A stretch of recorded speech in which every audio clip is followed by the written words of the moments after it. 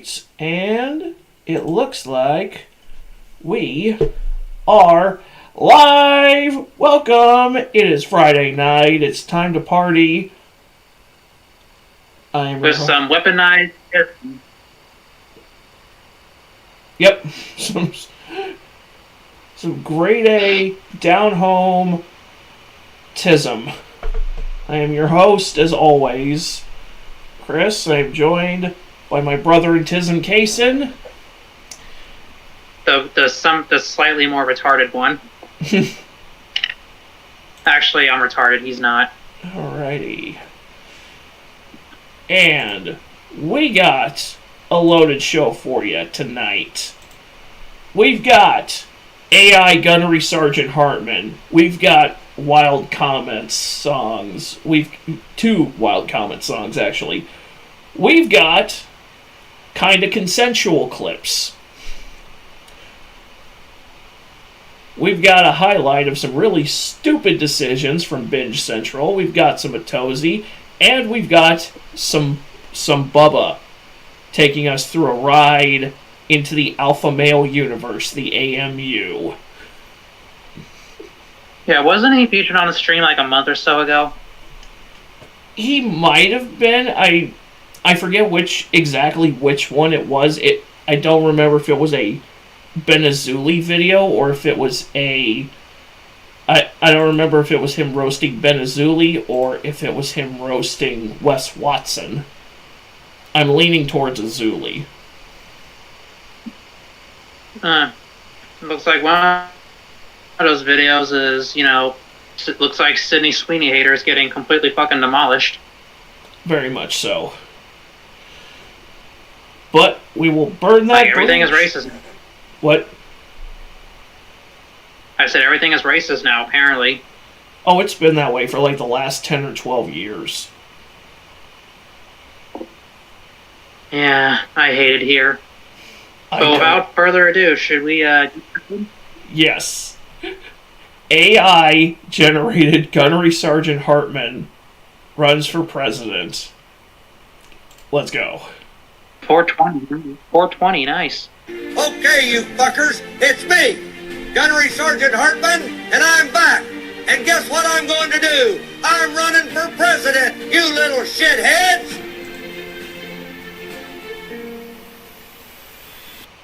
This country needs goddamn discipline, you magnificent disasters! I see 330 million civilians and not a single damn leader, so I volunteered! Yeah, that just makes me wish he actually did run for president when he was alive. Would have had my vote. Dude, could you imagine how hard every country would try not to fuck with us, knowing we had a Marine in the Oval Office? Worse than that, a Vietnam-era Marine. Was Early Army in Vietnam? Yeah. He deployed to Vietnam twice. He actually volunteered to go back a second time. Did he face action, or was he just an instructor? He faced action. I mean, yeah, he was a drill instructor, but he did see combat, too. He'd still be a badass if he didn't. I love that I have a grandfather and a great uncle who also faced action in Vietnam. My Uncle Roger, who's sadly no longer with us, he was in the army in Vietnam. Can't help but wonder if your great uncle knew mine. Unlikely as it may be, still be pretty interesting if they did. Yeah, but I love that they not only resurrected Arlie Army, but they also resurrected Ronald Reagan. That's epic. Ladies and gentlemen, I've had the privilege of meeting a great many Marines in my day, but none cut from the cloth of this man beside me. Gunnery Sergeant Hartman is tough, disciplined, and loves this country with every fiber of his being. He tells the truth, he asks for no favors, and he doesn't blink when the stake... I'll balance the budget like I balance my recruits, through pain and He doesn't fear. blink from the what? Hold on. Well, so the issue here is that Sora only generates clips that are like 10 to 12 seconds long, so oftentimes you'll have a script run longer than it's supposed to, and they'll just get cut off mid-sentence. Okay, so an AI Arlie Army is allowed to drop F-bombs, but when I put in my own suggestion involving F-bombs, it said this might be too inappropriate. The truth, he asks for no favors, and he doesn't blink when the stake... He doesn't blink when the stakes are high. I think that's what he was supposed to say. I mean, yeah, I can imagine Arlie Army being in the place of the Joker, staying in front of the Batmobile, being in place of Joker staying in front of the Batwing, getting shot at, not even fucking flinching. Dude.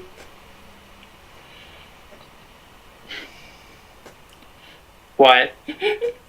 And then Batman crashes the Bat Pod, and he just goes, "Bloody hell, son, you're about as effective as a cock-flavored lollipop."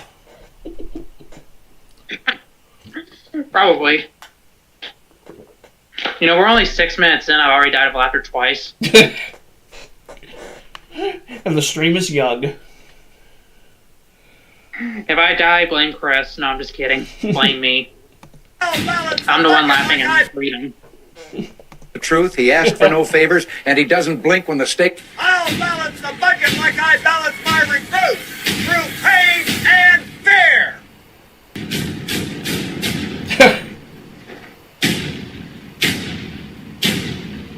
Staring contest Sergeant of Hartman, many voters want to know Nice. how you'd approach reforming the current... Hold it right policy there, for- mister. I don't do talking points. I do push-ups and results. You hear that, candidate? If you can't keep up, drop and give me 20. Sir, yes, sir. That's what I'm talking about. We secured this fucking nation like I'm a just grabbing damn the second thought from him. perimeter. What? I said, it sounded wrong at first, but I said, if Arlie Army told me to drop and give him 20, I wouldn't give it a second thought. I'd just do it. Do it! Because, you know, you don't want to disobey a Marine instructor. I wish I had the Shia LaBeouf "Do It" clip right in my folder, but I don't. That's why we're on YouTube, bugging. We secured Anyway. this fucking nation like a damn perimeter. Tomorrow, America graduates basic training.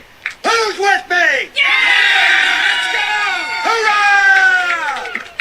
I solemnly swear, louder, Marines! Yes, sir! That I solemnly swear to stop whining, to start winning, and to run this country like it's boot camp. So help me God!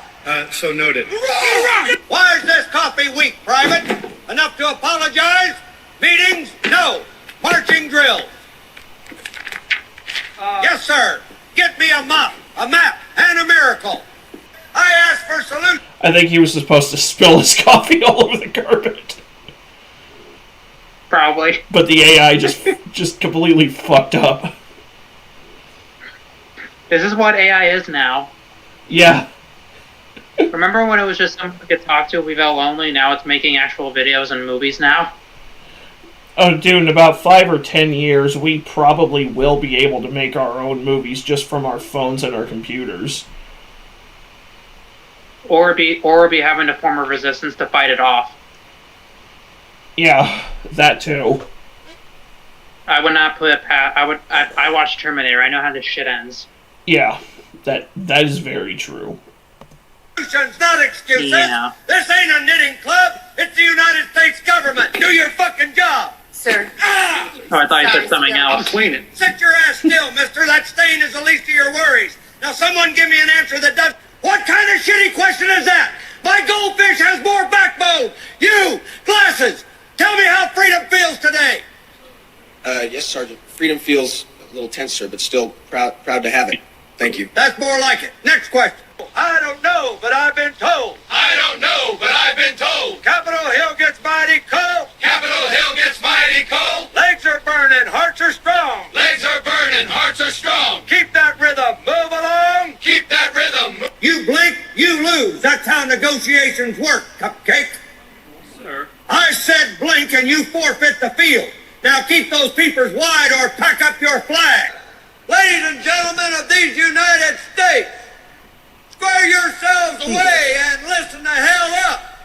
I didn't get dragged out of the rice paddies of Vietnam and stuck behind this fancy desk to blow 41! To blow smoke. Probably. I assume so. Dude, I love how just goofy looking the superimposition is. Yeah, I saw it. It's so jarring, just like when they were doing that their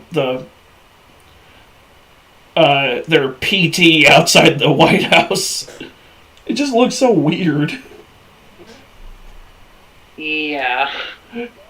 I also love how it was trying to mimic that very long tracking shot from Full Metal Jacket. I really need to sit down and rewatch that movie. It's fucking gold. So do I. That movie's beautiful. And it has a lot of quotable moments. Like, holy Jesus. What is that? What the fuck is that? What is that, Private Pile? Oh, dude, just his introduction scene is a gold mine of memeable clips. I didn't know they stacked shit that high. Bullshit, it looks to me like the best part of you ran down the crack of your mama's ass and ended up as a bronze stain on the mattress. I can't believe it's been like 10 years since we lost that man. I'll bet you're the kind of guy that would fuck a person in the ass and not even have the goddamn common courtesy to give him a reach around. I'll be watching you. God damn. That particular one gets me every time. Yes. Or, you climb obstacles like old people fuck. You know that, Private Pile?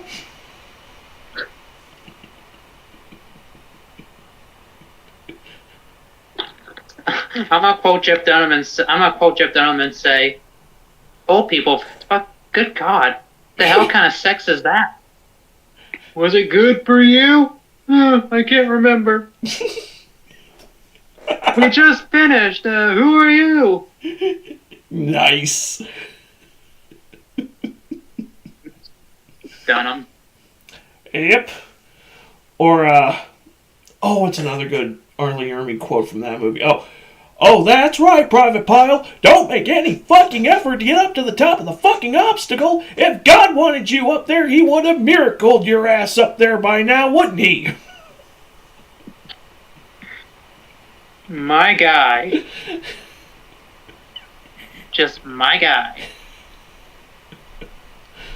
Oh. Alright, let's finish this one up and see if we can get to the next one before I gotta take the dog out. Yeah. 32! You jellyfish, keep it up back there! Don't try and do it! PT is the backbone of discipline. You want a sharp mind? You keep a hard body. Sergeant, the red line's Moscow, black line's Then let him hold. I ain't standing up till 50, 43, 44. Right. Move it, you political tourists. Elbows tight, faces in the mud. You think polls are tough? Barbed wire doesn't care about your approval rating. Jogging Work and going smarter and wrong. listen. Dude, I have no idea why the Secret Service agents were jogging. Or joining. Right? Why are they joining in this obstacle course? They already had to go through it to get in. I would definitely want this guy as president, just saying. Yeah, him or somebody like him who was a DI and did see combat. We can get rich into politics and get him to be president. I think he's old enough. I think you're right. Angry cops, get it done. Fuck yeah. Listen to me now. Work smarter and fucking harder, or I'll transfer you to numb myself. Yes, Sergeant. Poll numbers released this morning show a dramatic shift. The president's approval rating has jumped 50%, largely, analysts say, out of fear inspired by his tough new enforcer, Gunnery Sergeant Hartman. And the fear factor is playing out on Main Street. Here's what it looked like earlier today. All right, listen up. This is the United States of America, and it is damn well worth every ounce of your loyalty. You will not waver, you will not quit, and you will not turn your back on the flag that gives you the freedom to breathe this morning air. Okay, America, listen up, you magnificent sons of guns. Now that I've been president, where would you like to see me go next? Leave a comment, and maybe I'll just take my happy ass there. Well, as it turns out, that next location is Raccoon City. When I looked at the screenshots of the backlog you sent me, I was definitely looking forward to this one. Oh, I knew you were looking forward to it. I was like, as soon as it popped up in my feed one day, I just looked at it. I was like, Cason's gonna lose his shit when he sees this. No, it's still in, but we'll see. Hello, you fuckers, I'm back! This is Gunnery Sergeant Hartman, and today I'm invading this biological clusterfuck known as Raccoon City. Whoever's running this town needs a damn drill instructor and a mop. Let's find whoever's in charge and teach them about goddamn accountability. Jesus Christ on a jet ski! This place looks like a wet weekend in hell. Whoever ran this station needs to be put in charge of nothing, ever. Even the pumps look like they're begging for retirement. The only thing more fucking dead than this store is the customer service. Even the what? These shelves look like... What? Even the what looked like they were begging for retirement? The pumps. Oh God. I think he's in a gas station in this first bit. Probably. Maybe the one that Jill and Carlos blew up. Yeah. Whoopsie. Even the pumps look like they're begging for retirement. The only thing more fucking dead than this store is the customer service. These shelves look like they survived a bombing run and lost the fight. Clean this shit up, or I'll start handing out punishments to the dead. Where the fuck is everyone? If you're dead, you better still be standing at attention. This place makes field hospitals look like five. I have no idea. Harley Army looking like he's an Until Dawn character. For real, dude. Oh my god. Yeah, what the hell went wrong there? I don't know, and I don't want to know. Moving on. This place makes field hospitals Looks like RE Engine. Maybe they were trying to make it look like the RE Engine, more like Arlie Engine. Oh, nice. I know, that was awful. Alright, moving on. Yeah. This place makes field hospitals look like five-star hotels. Where's the staff? Where's the sanitation? Hell, even the germs look discouraged. If anyone's alive, they owe me a fucking mop. This tunnel's so dark I can feel the stupid. If anything's lurking down here, you better come out and face the hardest man to ever hate public transportation. I'm not afraid of anything. So this is the clusterfuck responsible for all this? This company couldn't manage a toilet cleaning detail without starting a biohazard. I've seen more honor in a ration pack.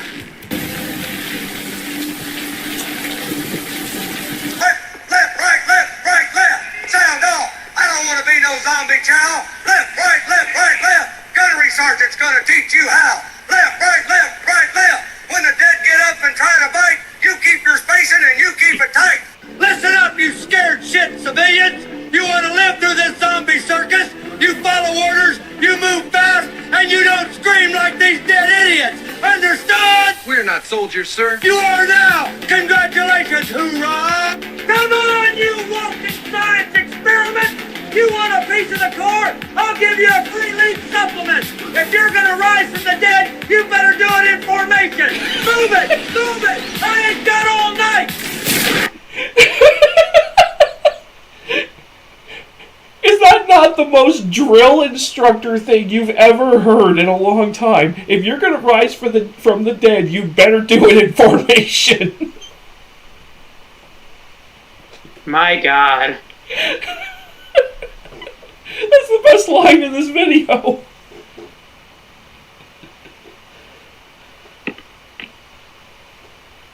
Yeah.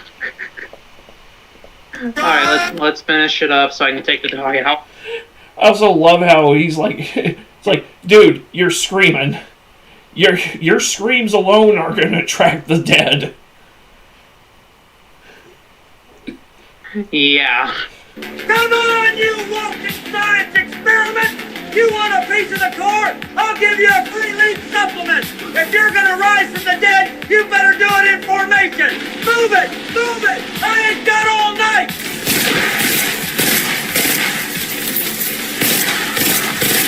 Outstanding. Order restored, and not a damn thing left out of line. If this city had half my discipline, it wouldn't be falling apart like a soggy MRE. Finally, something around here responds to lead.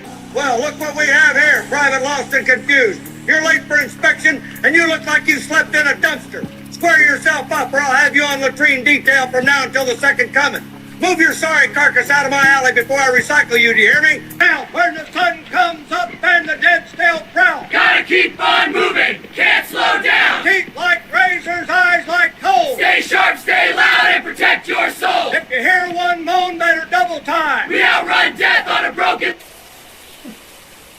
Good Lord, you look like a science project that failed the midterm.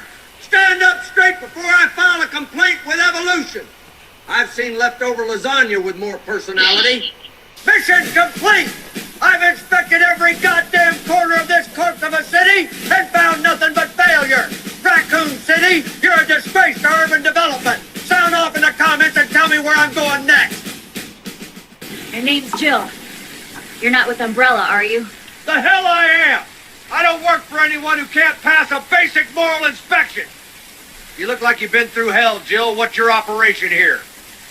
Survival.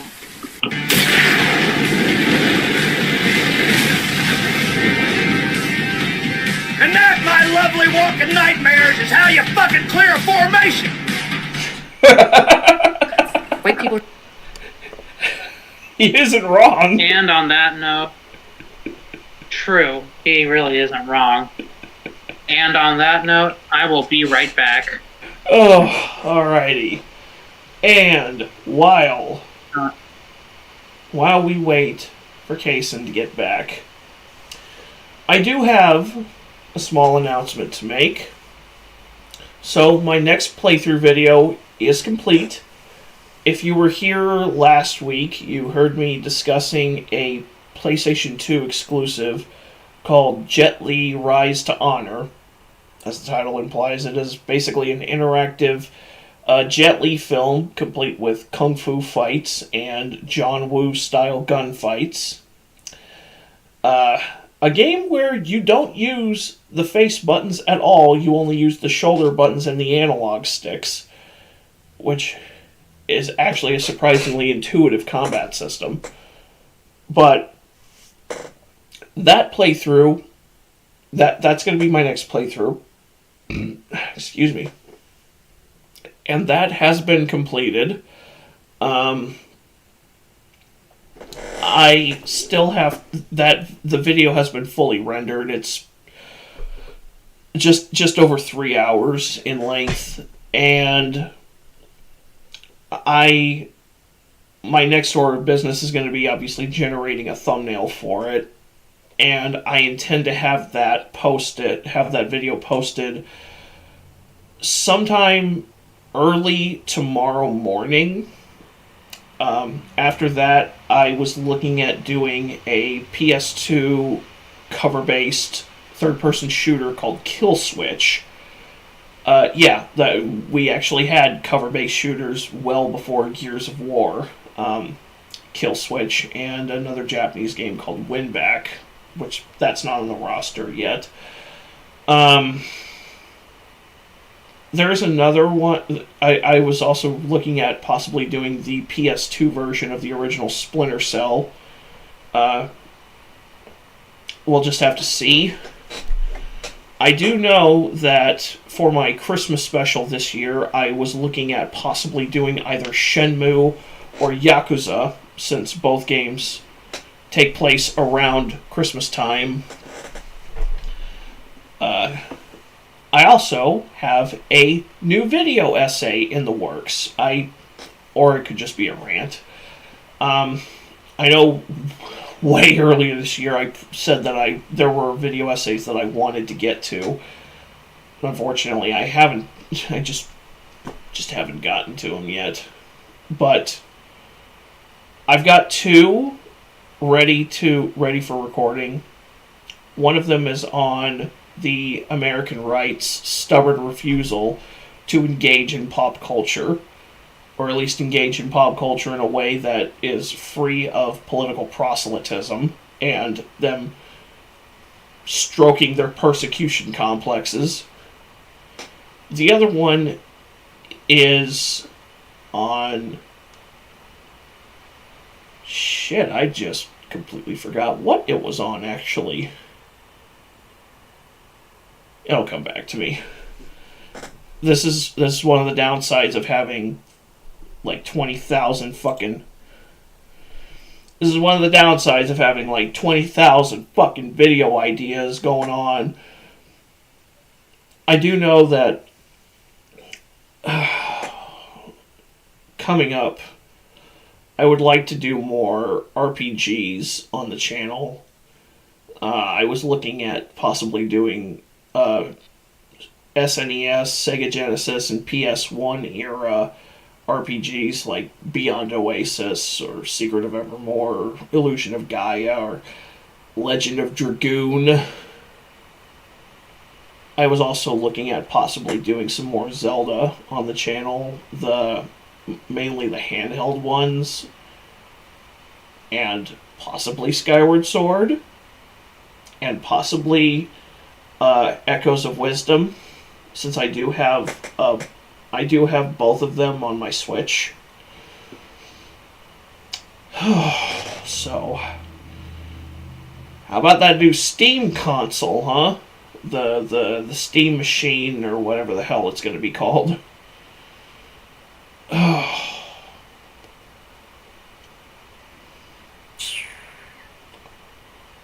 Oh, this is uncomfortable. See, here I'm now by myself and talking to myself. See, that, folks, is chaos theory. It's just tea. I don't drink at all. There was a bit where I did drink, where I was like, where it would be like every now and then, like every 2 or 3 weeks, I'd have like one. But I read somewhere that alcohol consumption can increase your risk of colorectal cancer, and I'm already at a high risk for it because my father was diagnosed with it in his late 40s. So now I'm just rambling. You know, when Kaysen takes off like this, I really should just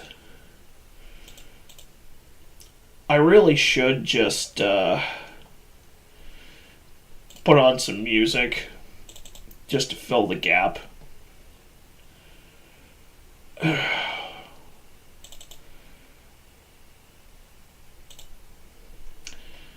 Problem isn't finding the right music.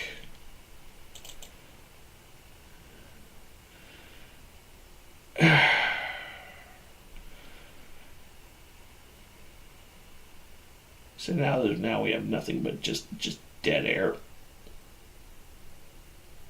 Let's put this one on. Put this little classic on.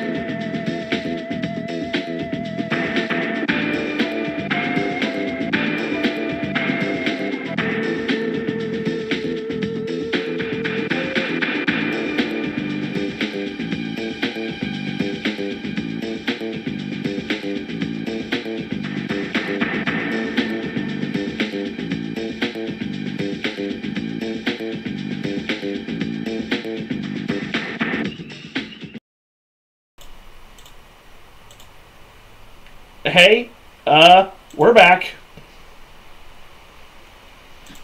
Screen share bugging. Right?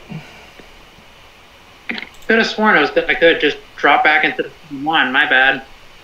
Well, apparently when you leave the, call, it kicks you out after about 3 minutes of inactivity. Okay, guess we're not doing that again. But Alright. anyways, Yeah. did you? What all did you announce? Well, I announced a couple of new playthroughs and an upcoming video essay, which finally getting around to scripting one of those. And where are you doing it on? It is on the American Right's stubborn refusal to engage in modern pop culture, and I offer my opinion of why it is in my opinion, a suicidal mistake for them, because they act like every time they get a political win or a celebrity, quote unquote, comes over to their side, they act like suddenly they own pop culture, and then it's like 5 minutes pass and suddenly you're bitching about leftist control of pop culture again, and it's like, do you even want to have a place in the conversation, or are you just bitching? Some people just need an excuse. Yeah, some people just profit from nonstop complaining, and it's so fucking exhausting to listen to.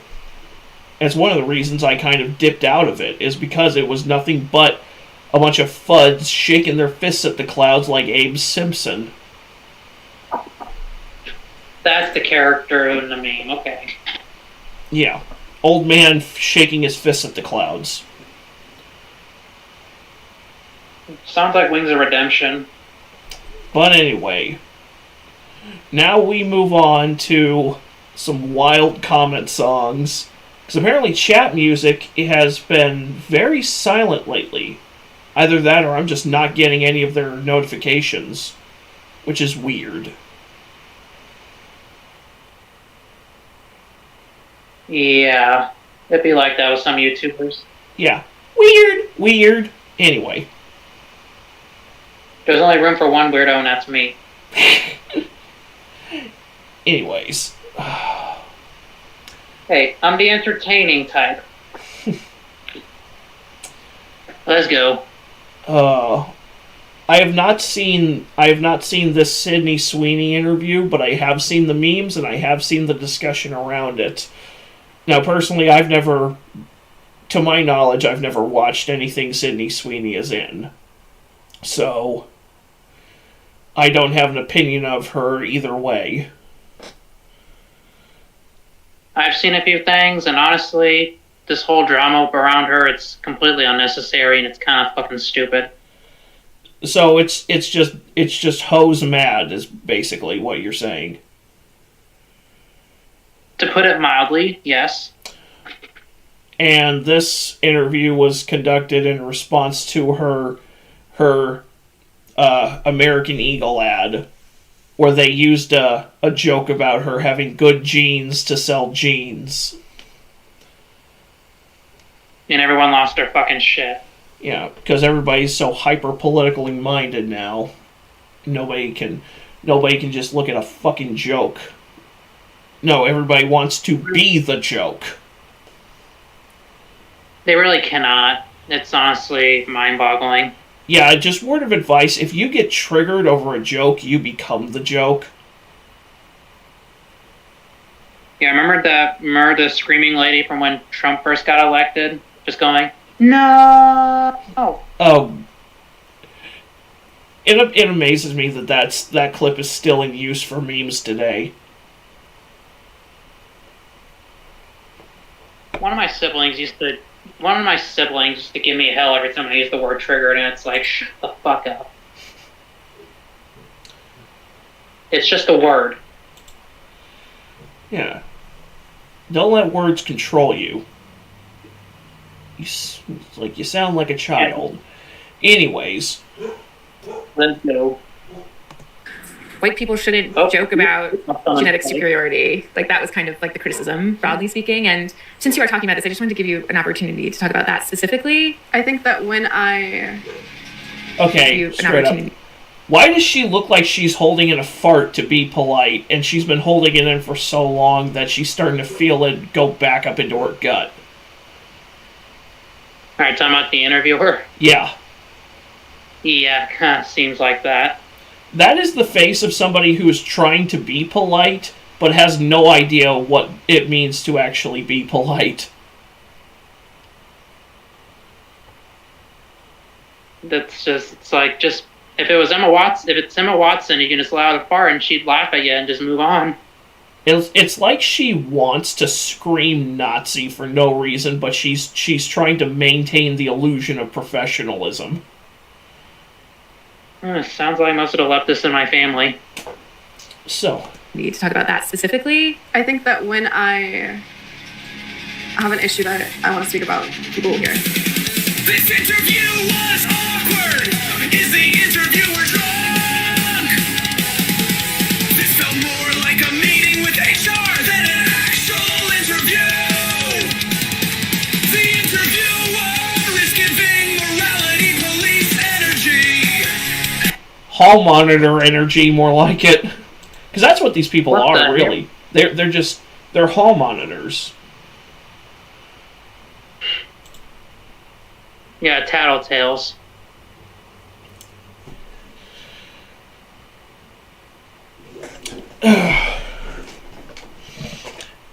Tell me you had weekly meetings up the flagpole without actually telling me.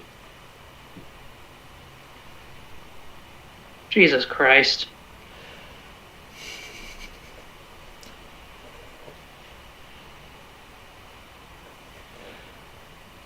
Tell me you were a class favorite on Wedgie Wednesday without actually telling me. Wedgie Wednesday.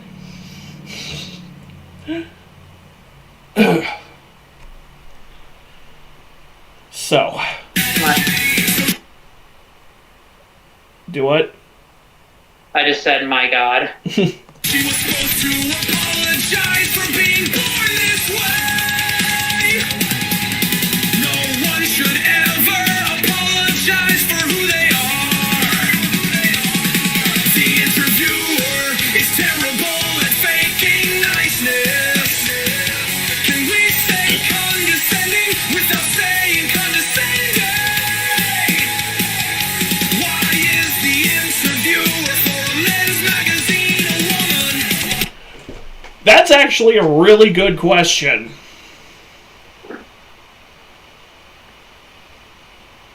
Does this person identify as a man or something?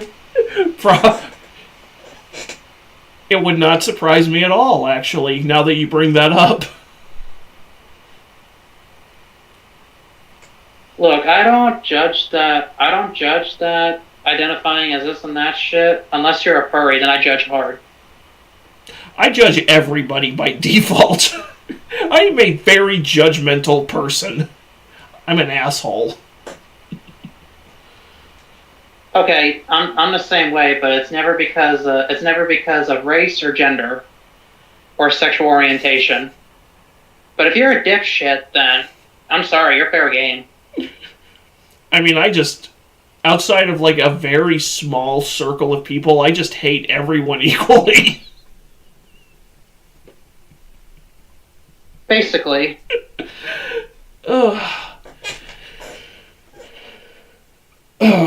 But that is still a very good question. Why?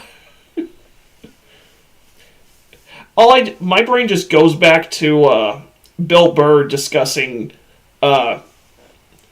women's talk shows like The View or whatever, discussing men's urges and him and judging men for their urges, and he goes, that's like me writing a book called The Third Trimester and What to Expect. Ladies, you're gonna feel a pressure How would I know?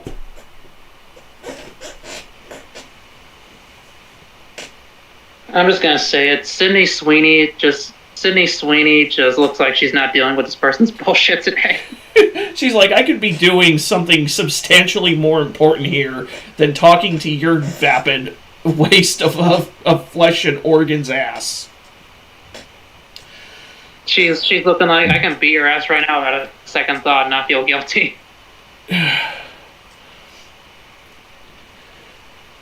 Okay, but that woman just looks like a liberal interviewer for sure.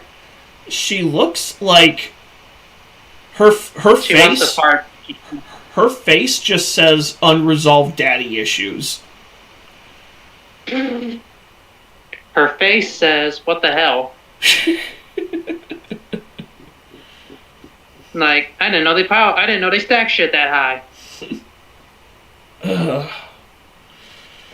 Oh, looks like a young Hillary Clinton. Looks like a young brunette Hillary Clinton. Jesus Christ, that's ugly. Okay. Anyways. Let's just move on. Nobody hates women more than other women. That is true. Like a middle school podcast. What is this interview even about? Yes, the face says I'm not playing your woke games. This interview is gonna be famous for all the opposite reasons the interviewer thought it would be. The fact Smeagol is trying to bait Sydney Sweeney is wild. Bro. Oh. Smeagol is a fucking runway model compared to the interviewer. I do not want to visualize Smeagol in a dress. Let's just move on. Well, people are not good-looking people. She's resentful because she looks like Lord Farquaad. Bro.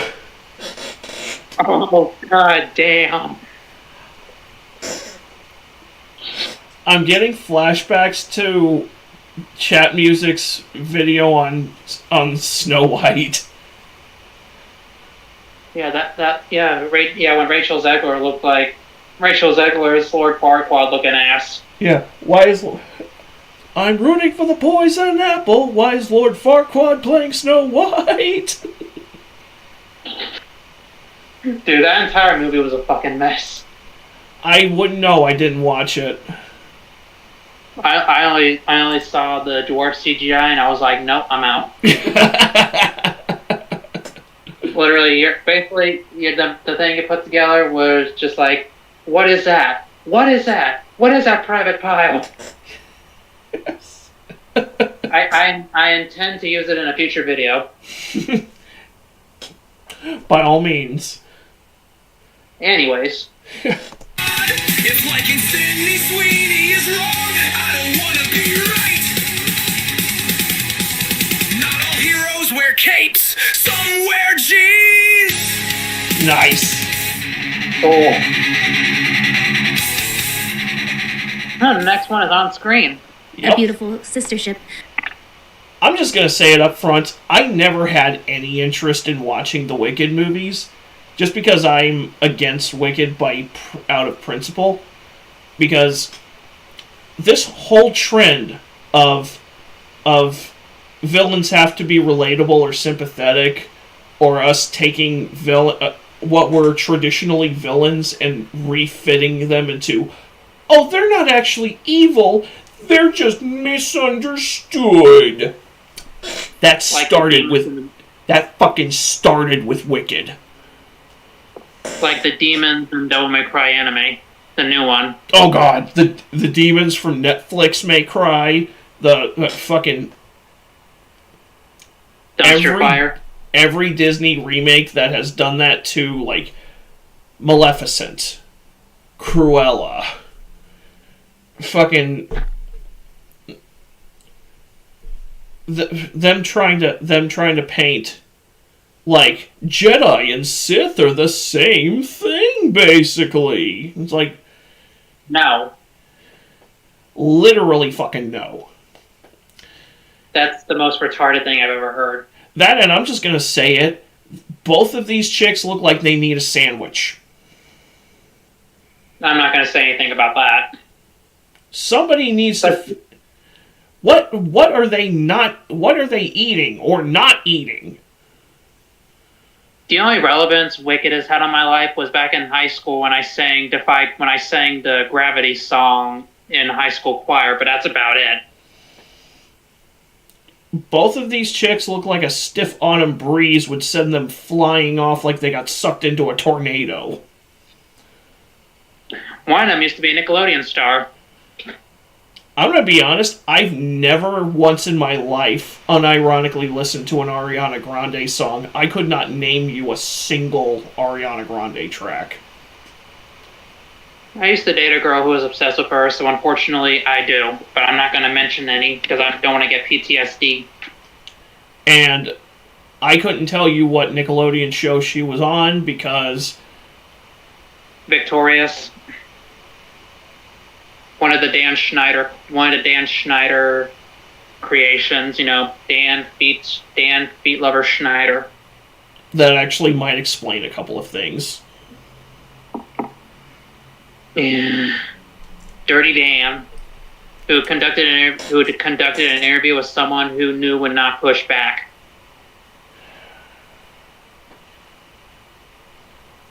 Didn't he do an interview in a hot tub one time?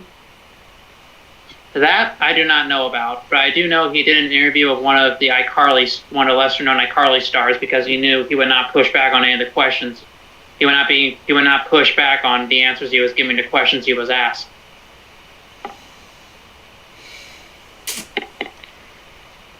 And it's like, and it's like, I'm sorry, but if you're an abuser and you try to paint yourself, if you're a proven abuser and you try to paint yourself as the victim, you automatically fail.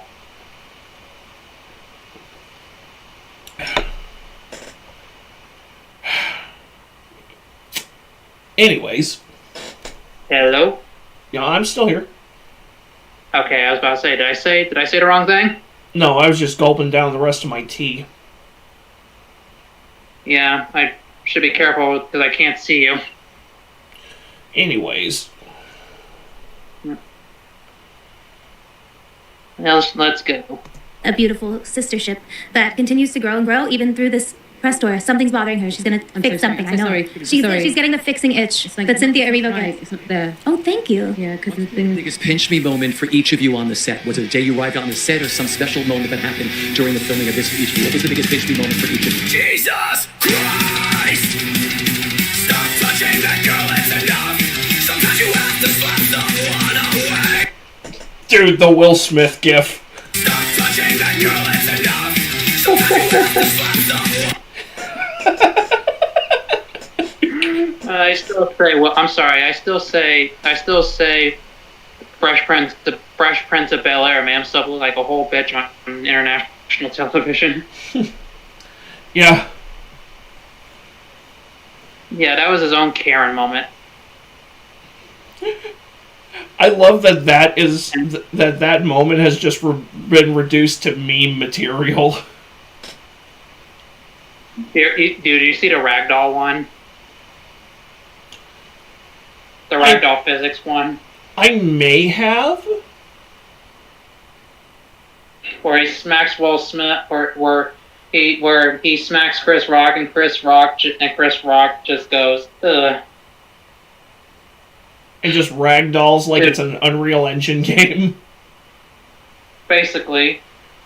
Nice. And it's just, there were just memes out the ass with this one. I thought of taking one of the moment when he slaps Chris, and it does the moment his hand connects, it does the GTA 5 wasted thing. I honestly do not care for either of them. I mean, either Chris Rock or Will Smith. Chris Tucker is funny. Chris Tucker is funny, but Chris Rock is not. I'm sorry to say. They both have movies that I like, but that was just embarrassing. I'll admit, when I was a kid, I used to mix up Chris Tucker and Chris Rock. Because their voices sound similar, okay? They both have that, high-pitched, not giving a fuck voice. I mean, Chris Tucker also talks substantially faster than Chris Rock does. Yeah. I mean, about the only thing Chris Rock did I like was when he voiced the zebra in Madagascar. I liked him in Lethal Weapon 4. I forgot he was in that. Yeah, he had a couple of scenes where he bounced off of Joe Pesci pretty good.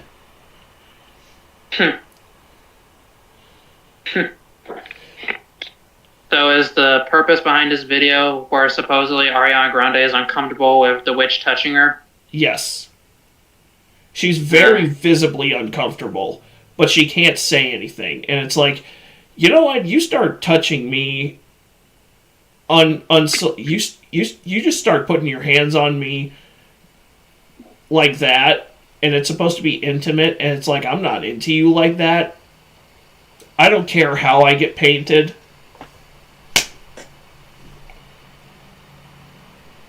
Just straight up Falcon Punch. Pretty much. Just I'm sorry, what? Pretty You much cut out a little bit. just get away from me.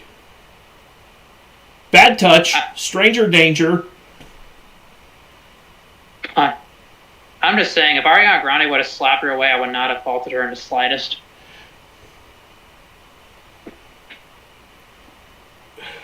At least, like, push her away a little bit or something. You can see it in her face. She's just like, good God, get your fucking hands off of me. I feel sorry for Ariana here, not gonna lie. I don't. I mean, you have to understand, she did get sexualized as a teenager because of Dan Schneider. She has every opportunity to tell Cynthia, hey, fuck off. But yeah. But she can't. Well, not that she can't, it's that she doesn't have the spine to do it. Well, I think you and I both know that if I was in her position, I would have said fuck off by now. I would have knocked her away the second she started touching me. We're not racist, YouTube.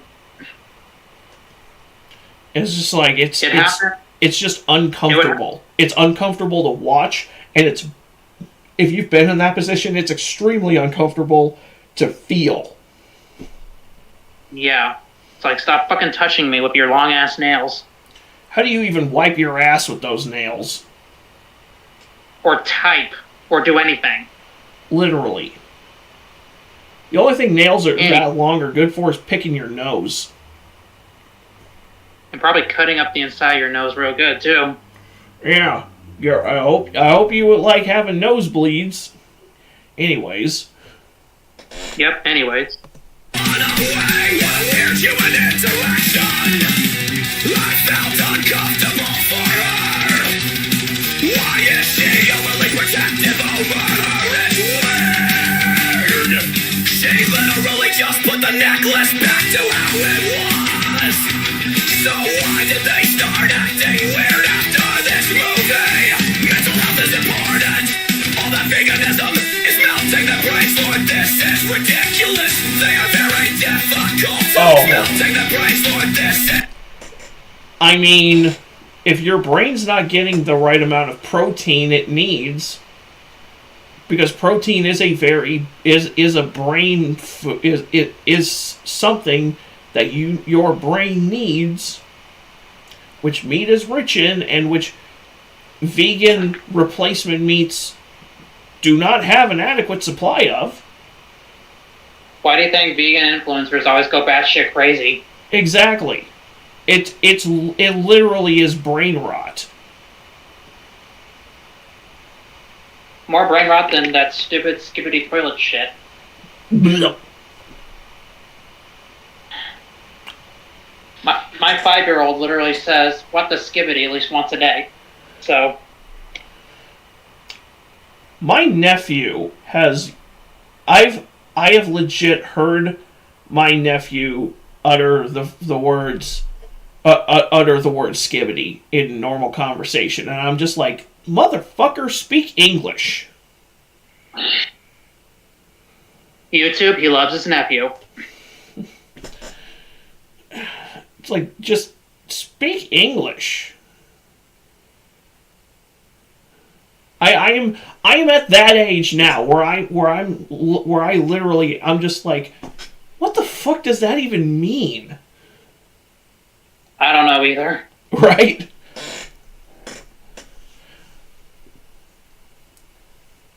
I got nothing. I just know I'm at that age where I hate everything that is 10 years younger than me. Yeah. Or not 10 years, maybe not 10 years younger than me, but at least, let's say, 20. Yeah, maybe. It's like 20 or 30 years at the latest. Yeah. Well, we'll go with that. Well, everything new. I am at that age where everything new is just shit. Did you hear supposedly a Thing sequel is in development? I saw that. There already is a Thing sequel. It's called the fucking video game. I still haven't played it, but I plan on buying the remaster when I can. Same. Then again, I could always wait till I get a PC and an emulation station. I mean, a PC is an emulation station anyway, so... Yeah, that's what I meant. Oops. So... Anyway. Yeah. It's ridiculous. They are very difficult to watch. Together or separated.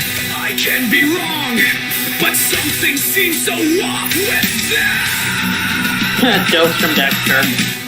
Freaking weirdos!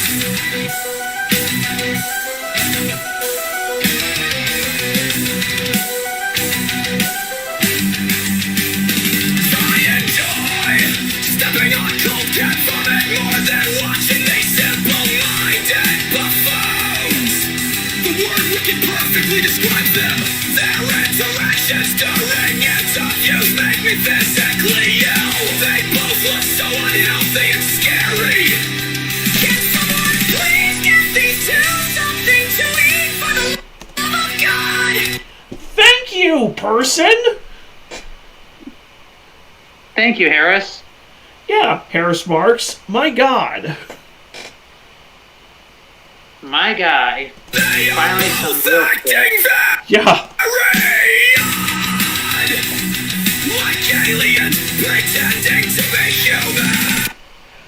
I love that they put in an Alex Jones gif there. Jesus Christ. Like aliens pretending to be human. You should have put in Mark Zuckerberg. Oh, where is that clip?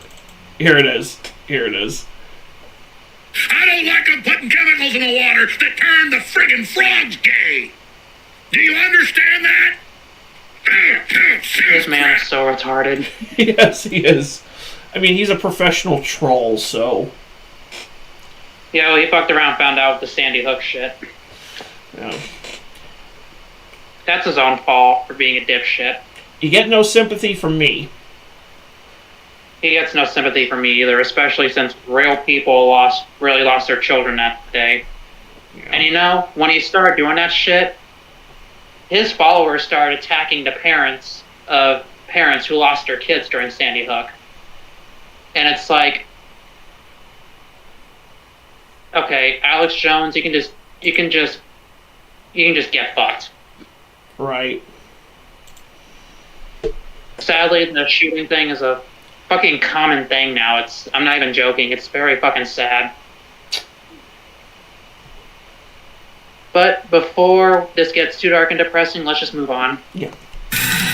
Insufferable. Both of them.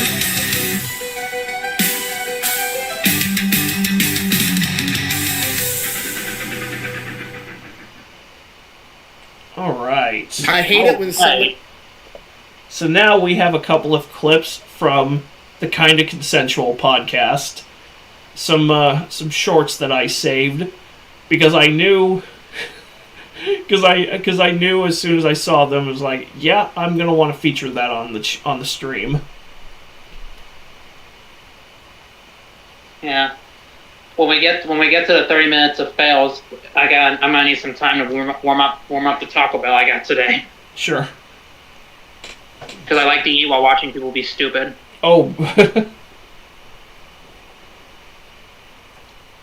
But anyways, I'm looking forward to what this guy has to say. All right, let's go, Nick. I hate it when somebody's 95% normal and they're like, I'm autistic. It's a spectrum. And it's like, okay, fine.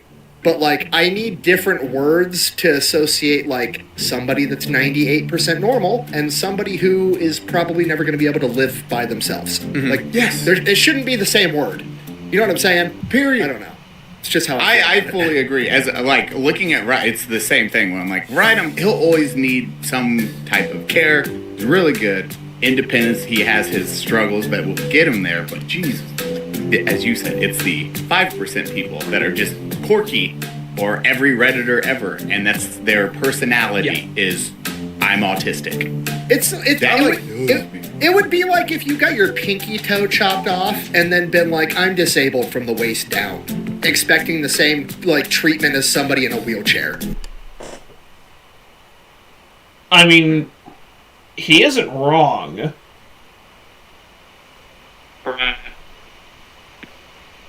He does have a point.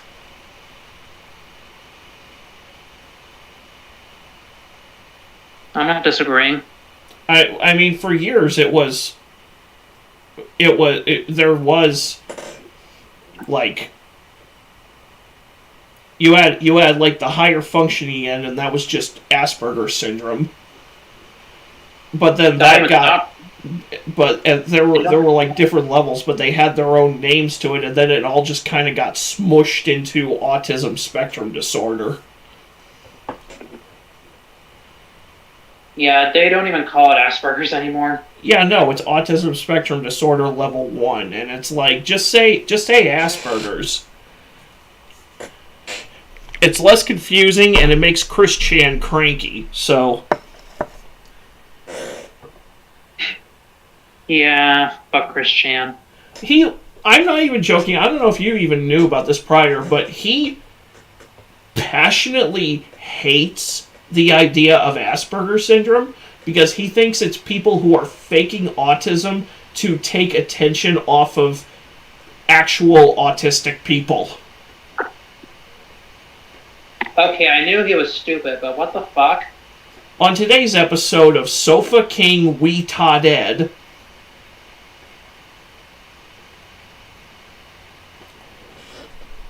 I mean, I don't doubt that Chris Chan is actually autistic, but his takes are just fucking dumb.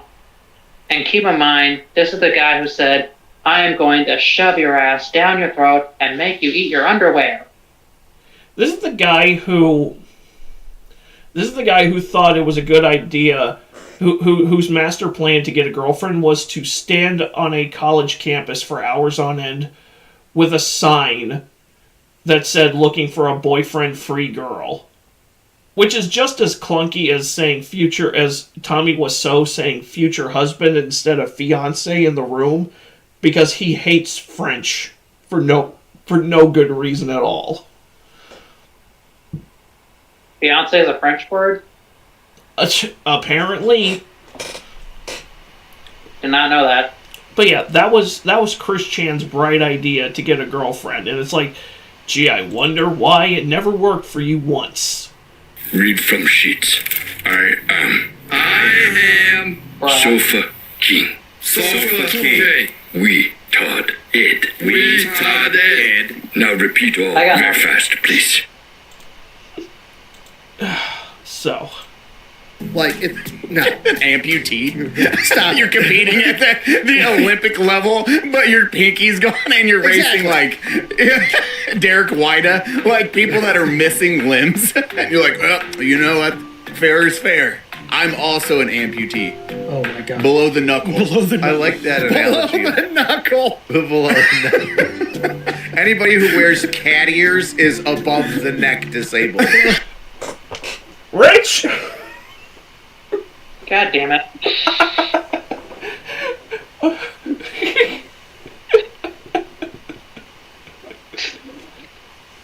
My guy. I'm not even surprised Rich would say something like that. Neither am I. Hey, this is my first time seeing this buggin'. Do what? This is my first time seeing this buggin', I think. Well, and now here comes this beautiful clip. The battle scene from The Hobbit with the dwarves and the elves. I hate that battle scene. Where they jump over this massive shield of dwarves? Yeah, where they make a 3-shield high phalanx that's perfect, and they're known for being archers, and they're like, what should we do? Should we just fire arrows over the wall, the dwarves? No, let's jump over it and engage with swords, like idiots. Elves. Hate them. Stupid. Right? Okay, that's racist. Right? They're like the first creatures that were created, but they're also like just so full of themselves. And like the forest elves are supposed to be like, they're like the most bitchy. You know what I mean? They're like, they're not the prettiest girls, so they're always like upset that the other... What? I wasn't fully aware this Rich was in the last one. I thought we were talking about a different Rich for some reason, and I feel like a fucking retard. Oh, I know this Rich. I follow this Rich. My God, dude. And if you close your eyes, does it almost feel like you're not retarded at all? And if you close your eyes... Hey, it's my theme song. Don't wear it out. I feel contractually obligated to play that at least once per reaction stream. Yeah, and this time it was well deserved for me. But anyways. The most bitchy. You know what I mean? They're like, they're not the prettiest girls, so they're always like upset that the other elves are like, they get to live forever and we're in the woods, man. We've gone from competitive racism now into mythical racism. Good.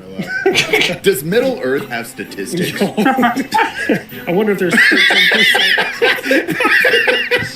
Oh my God, orcs only make up 13% of the population, but they make 40% of the violent crime.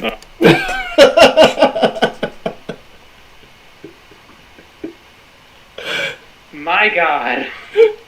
When I first saw this clip, as soon as Eli asked, "Does Middle Earth have statistics?" I knew somebody was gonna do the orcs only make up like 13% of the population. But only 40% of the crime? Buddy, those are rookie. You gotta pump those numbers up. Those are rookie numbers. Yeah, exactly. Orlando Bloom is watching and shaking his head, trying not to laugh. Of course, the cop is the one who brings up the violent crime statistics. I mean, yeah, isn't he like a drill sergeant or something, or a drill instructor? So Rich has technically 3 jobs.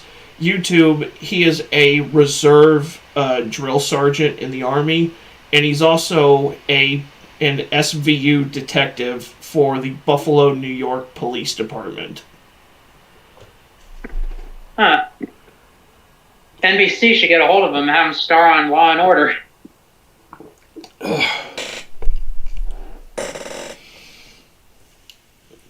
But yeah, I'm not. But considering he's collabed with JD DeLay, I am not surprised he's an SVU detective. Yeah.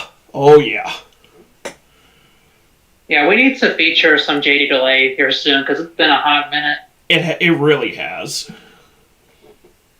I think the last time we had him was when that freaking that diaper-loving weirdo was threatening him because of his video on Lily Tino. Oh God, I remember that one. I do not. I do. And when JD said, "I'm a piece of shit, but you have the CD suite," then it's like, yeah, JD, you are a piece of shit for making us see that. Yes. Yes, you are. Like, I still love you, man, but don't ever do that to us again. I seriously feel like we would get along with JD and Rich. Oh, most definitely. Guys, join our podcast for one episode. You only have to be here for like 10 minutes, and they'll boost our following, and we won't ever need you again. Nah, that's shallow as fuck. That is. It really is. They're gonna be on for the entire episode, and we're just gonna talk about random shit. Anyways. Let's go. Oh my god. Jeez Louise. Nick, I know doesn't turn I'm that like, into a GIF or a meme. There was already a meme the other day where it was like, the Shire's losing population. Should the hobbits more, or should we import goblins? God.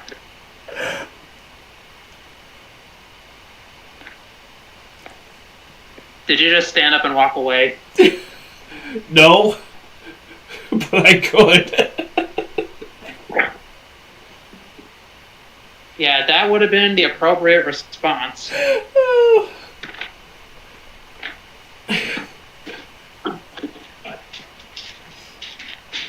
I mean, if Gavin Newsom were in charge of the Shire, I think the answer would be pretty obvious. Yeah, let's not go down that route right now. Holy shit! Alright. Get ready for the dumbest decisions ever made. Hell yeah.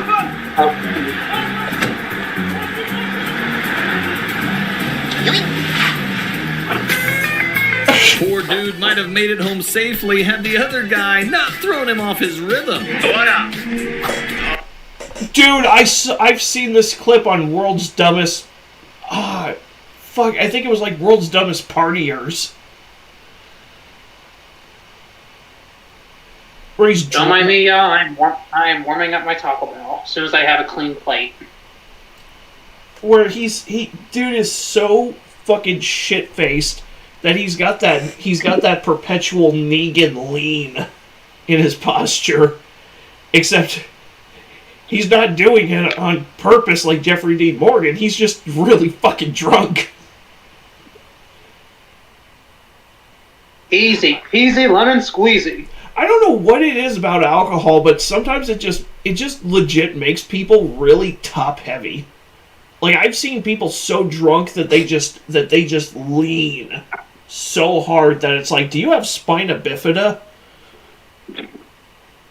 Dude, remember that video I tagged you in a long time ago where it's just like they're coming home from a night out and they're clearly drunk and it's like, get your keys, and the guy pulls out a pizza cutter and it's like, you got a pizza cutter. Layer 3 is disconnected. I think I remember that clip. And then the guy just falls into the doorbell cam. I was about to say, didn't somebody like face plant into the Ring camera or something? And the guy seemed more concerned about his bourbon than his friend who just fucking face planted. Hey, bourbon's expensive. No. True. But at least make sure your friend's okay before you make sure the bourbon's okay, or make sure your friend's okay and not dead before you make sure your freaking McLaren's okay. Oh god! Ooh. Yes, I hate Jack Doherty. I mean, who doesn't? It's like what Charlie says, hating on Jack Doherty is a God-given right, and I'm going to use it. Every time I see a clip of Doherty and his pack, I just think, Bunch of slack-jawed faggots around here.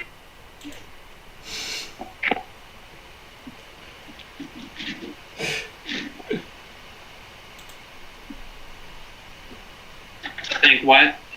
Did you not hear the clip? Unfortunately, no.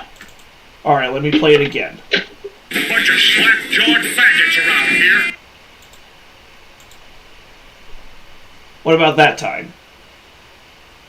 Yeah, I did. Perfect.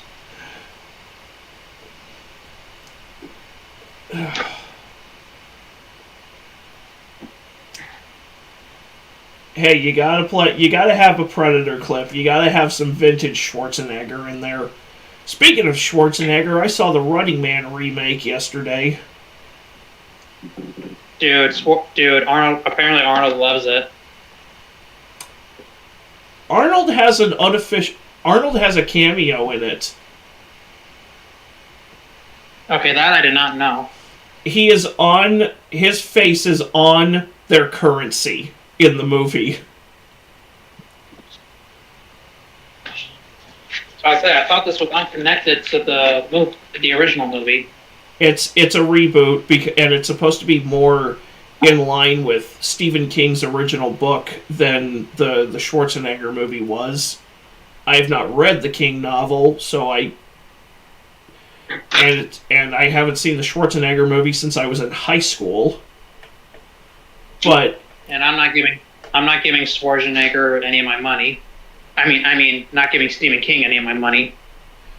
Well, but they have a currency in the Running Man called like New Dollars or something like that, and Arnold's face is on it.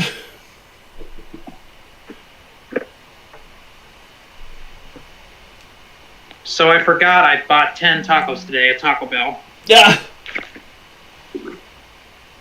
And apparently I ate like 3 of them, like 4 or 5 of them when I got home. And it looked like I just ate 3. And the only Stephen King thing I've acknowledged is the new It TV show. See, I'm not even gonna watch that, because do we really need an origin story for Pennywise? The answer is fuck and no. Just like we didn't need an origin story for Michael Myers, we didn't need one for Freddy, and there's apparently a show being produced that's supposed to be like Jason Voorhees' origins, and guess what? Nobody fucking wants that either! Nope. Can we stop nostalgia farming for once in our goddamn lives, Hollywood? I mean, literally the only reason I'm watching the new It show is because it has James Remar in it. Not a good enough excuse. There's plenty of movies with people that I like, but I'm not going to watch them because I have no fucking interest in watching them.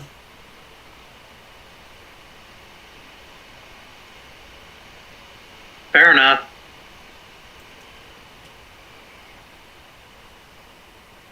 Anyway, I'm settled back in. Should we move on? Yes. No good? Too much drinking. Too much drinking, eh? Be careful. Stay.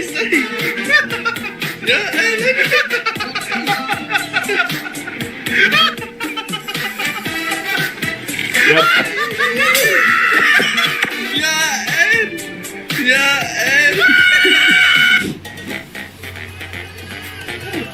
My God.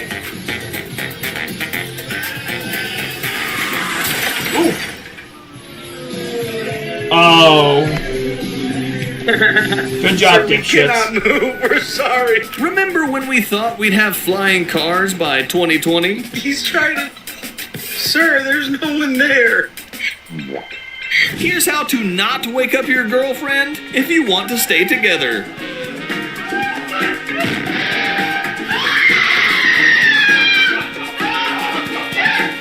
Well, that condom didn't work. This lady doubled her embarrassment and gave... Bro. What was it what I said? Yes. Finally, I say something funny. My God, dude. Yeah, too far. I know, too far. That's hilarious. This lady doubled her embarrassment and gave it to the next person.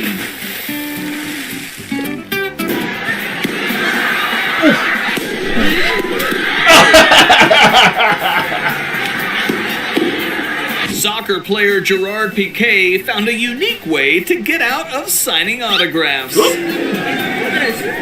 Just finished my test in the library. Excuse me, sorry. You okay?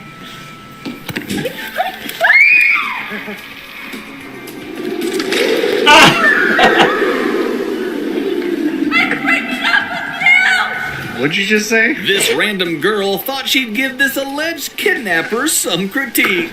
You are a kidnapper. Taking all this way? Not get kidnapped?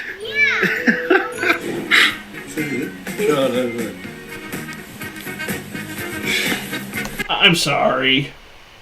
She saw a van full of, a truck full of shit and assumed kidnapper. I got nothing. Girl, you watch way too much TV. Besides, that's not even what a kidnapper's van would look like. Yeah. Taking all this way? Not get kidnapped?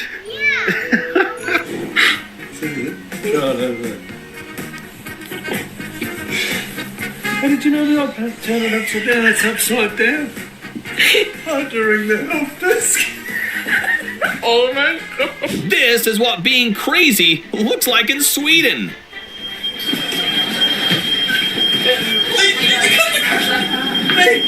Nej. Uh-oh. Nej. Nej.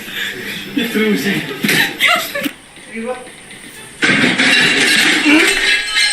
Sucks to suck. Hey, look, it's a guy in a parachute. Never mind. Why is it spicy?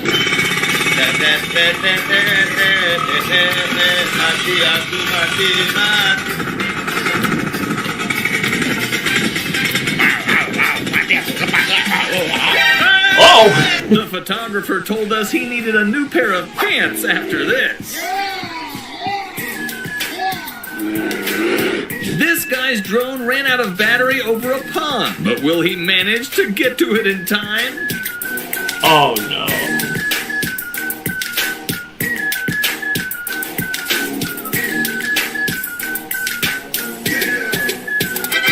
Nope.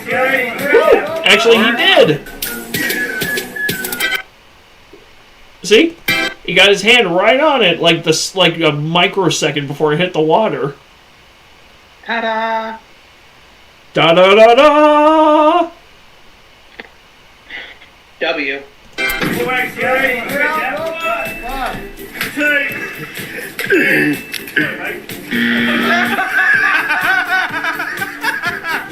him out of here! Where is it? Bro. This is how to truly respect the hustle. How long you been doing this? I don't know about the 1500 though, but we could work some. After catching his girlfriend cheating at a motel, this guy decided to get some poetic revenge.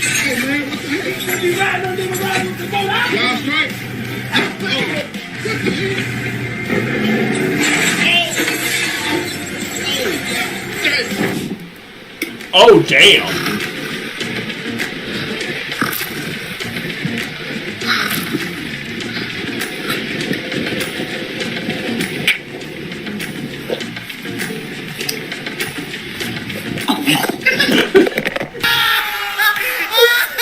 No pressure, buddy. You got this.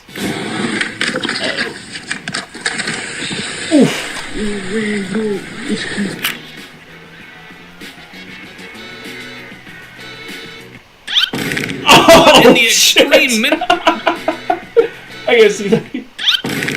Well, there goes her spine. And the honeymoon. Yep, she's gonna have to spend the honeymoon in the ER. When they take care of that bill, they're not gonna be able to go on a honeymoon. What in the extreme miniature golf is this place? He got a penalty! You're gonna watch this.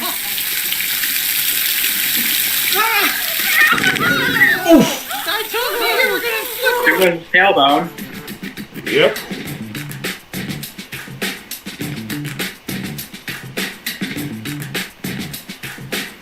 Dude, that's not how you're supposed to do that. Speaking as a former alcoholic, it's really not. Living in the West isn't for the faint-hearted. I don't even drink and I know that.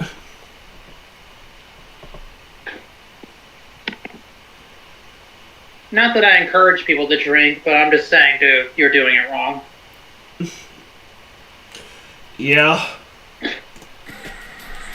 Woo! Dude, that was sick. Waking up thirsty at 3 a.m. feels like this. What's up, brother? What? They didn't bring you to the movie. They brought me this.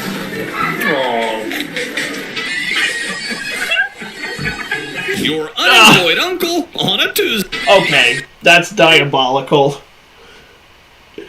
He starts playing Careless Whisper off his phone.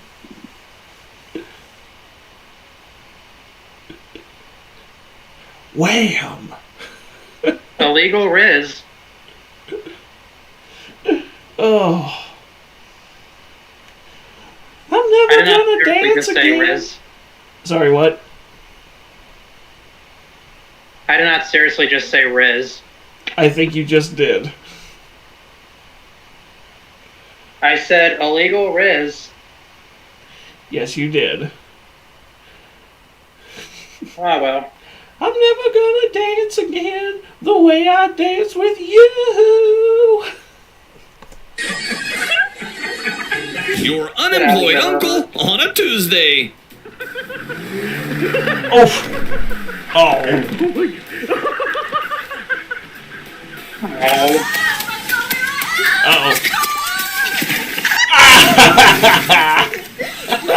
Uh-oh. Ever seen a luggage Green flash overreact? red when he made it. Do what? Did you see the screen flash red when he made impact? No. Oh! Nice! At least he was wearing a wetsuit. But I think he needs a revive. I don't think he has a self-revive. Right. Ever seen a luggage overreact?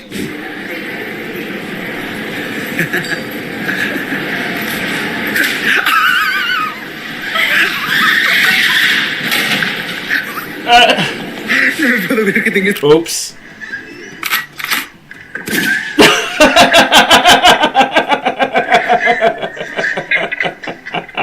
This video is about embracing your mistakes. Uh-oh.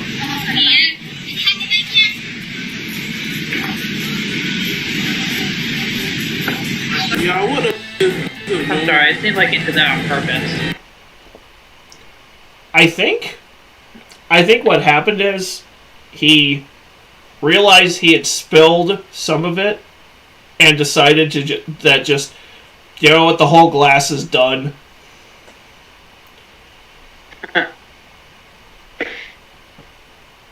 To be fair, I've had moments like that when I was his age. But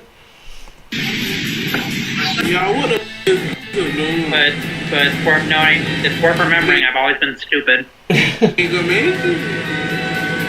Oh, you idiot. You idiot. This woman's reaction is even scarier. Oh. Why would you... Why? Are you in that much of a hurry? Bruh. It's not a minor suggestion, you tard. Are they dumb, stupid, retarded, or all three? Yes.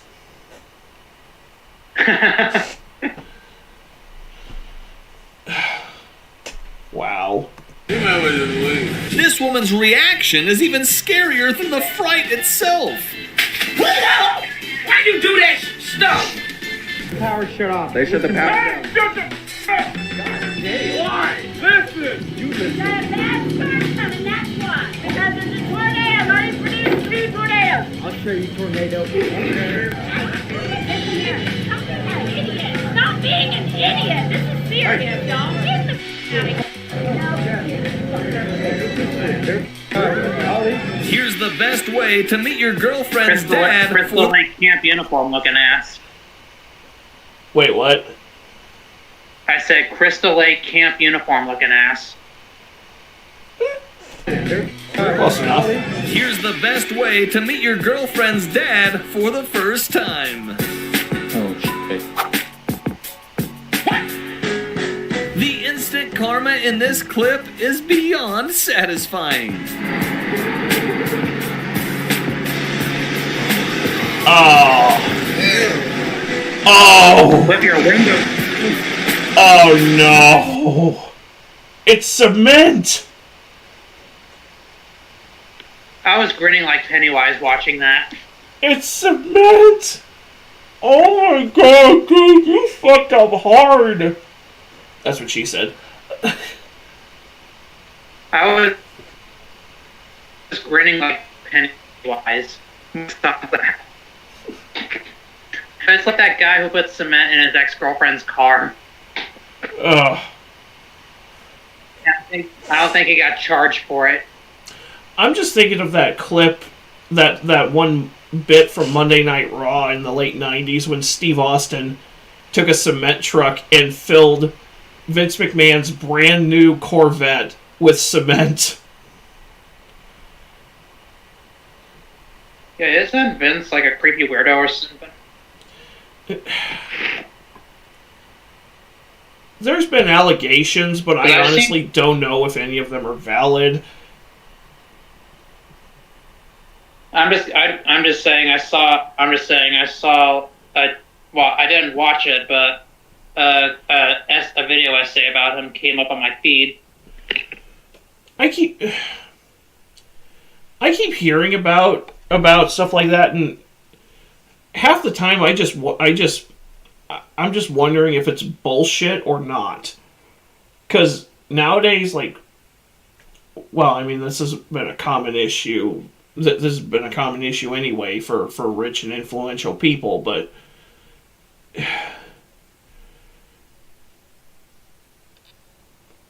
Yeah, I find it really hard to take the Me Too movement seriously. I'm at a point right now where I'm not looking at anything at face value.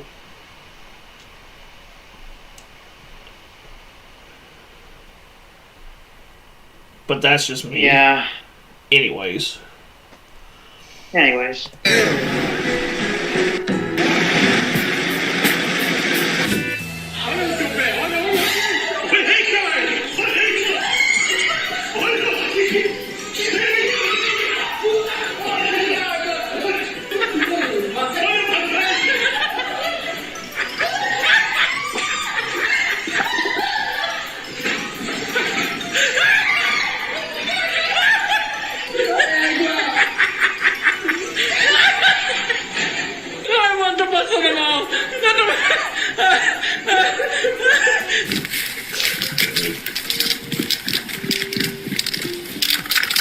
No.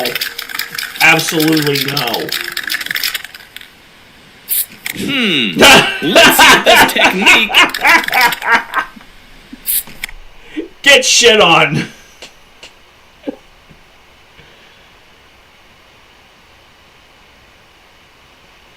Just get absolutely shit on, dude. Jesus Christ.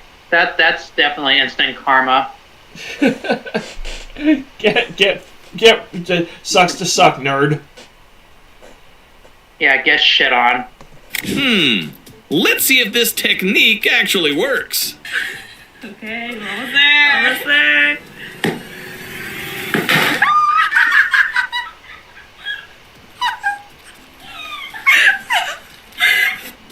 ¿Cómo no explotaron? No, la uña. No, yo no creo la chinga. Calla una.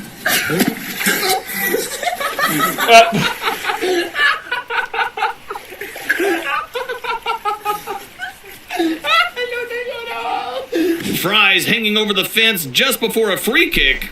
I see where this is going. These chicks are well, regardless of what goes on.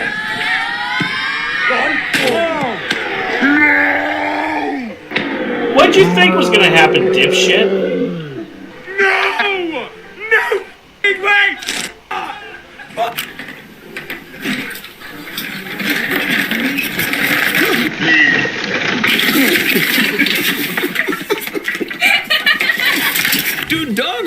how slides work? No.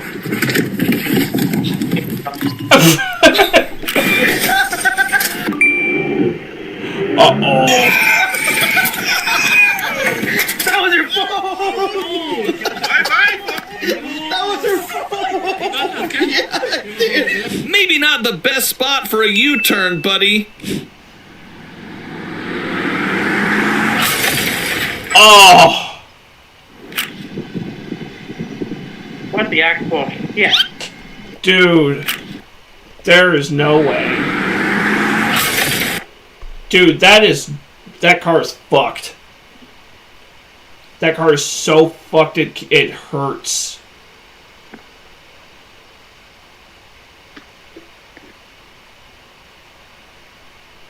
My God. I think he hydroplaned. Because it looks like it was raining a little bit, like before he turned. At least it didn't end the same way as Jack Doherty's crash. Yeah. What the hell? Eat shit. Some call it bad luck. I call it cold plunge training. Dude.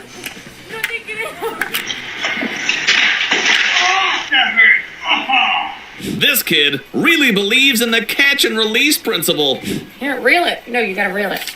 Reel it up. Keep reeling. Do you have something? No. No! Fucking do the Crap. Kung Fu Panda 5's looking sick.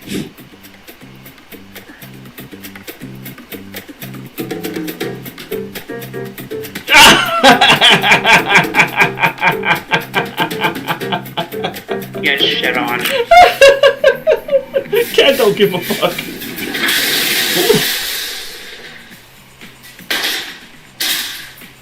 Good job. Learn to trust yourself as much as this family trusts this bed. Oh no. Oh, yep. Oh no.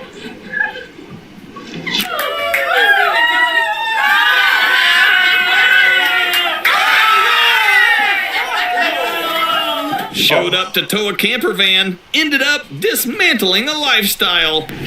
Uh-oh. Bad idea. Bad idea.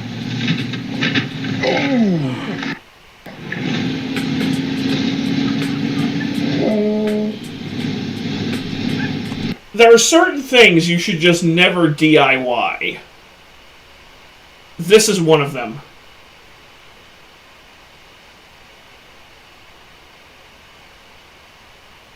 I got nothing. How did you expect that to go? I guess they thought they were just going to be able to pull the RV out. No incidences, but you done messed up, AA Ron.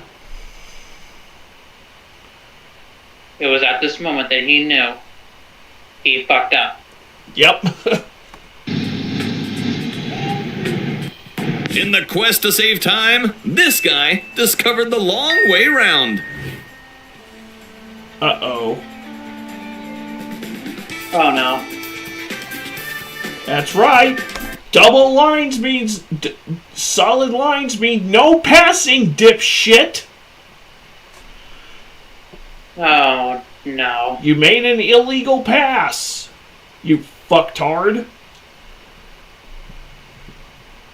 Just because you're in a hurry doesn't mean you own the fucking road.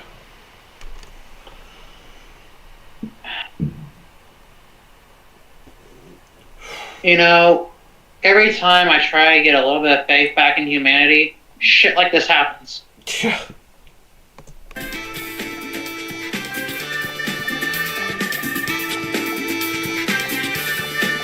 Hey, a mini. Some dudes would do everything to impress a cop. Good call.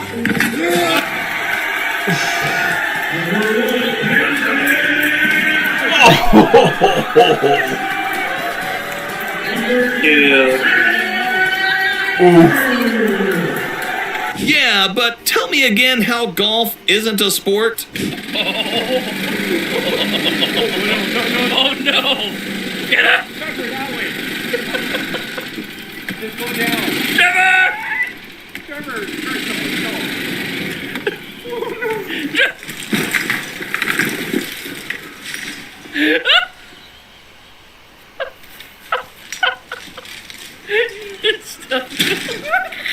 You dumb fuck. Push it in, then your thumb, and then go like that. Yeah. Fingers down. This was the day Buster met a real street thug. Oh. Bruh.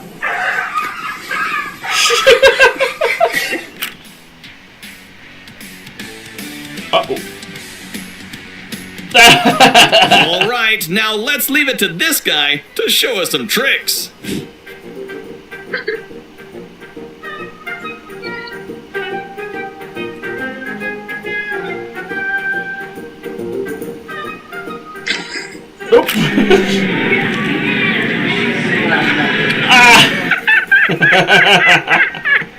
You're not going to believe what's hiding in this girl's lashes. Oh my god, right. Me and Am got on the train to come home, and oh my god, what is that on my... Is my eyelash hanging off? Крапка.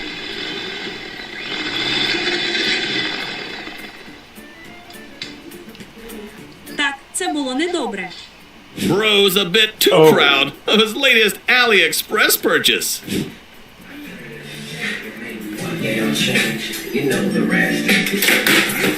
Sometimes people can only learn the hard way. Oh no. Not everyone. Oh. Whew. I felt that one. Oh my god. That actually caused me physical pain. Oh. Oh, jeez. That had to fucking hurt. You know it. Oh. Ugh. God. Not everyone's cut out to be a waiter.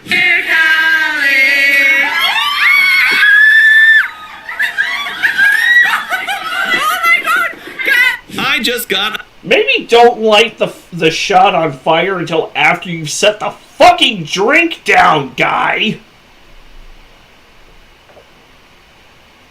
That was just retarded. I'm sorry. Oh. Just... Oh, where is it? Where is that? Here we go. Here we go. You know, moral of the story is it's easy to not be a dipshit, so don't do it.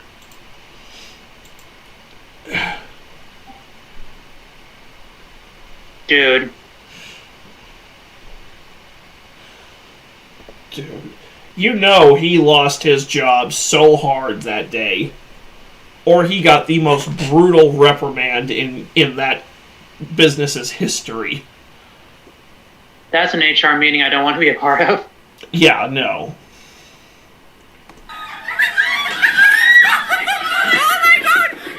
I just got a mechanic for cheap. Here's how it's going.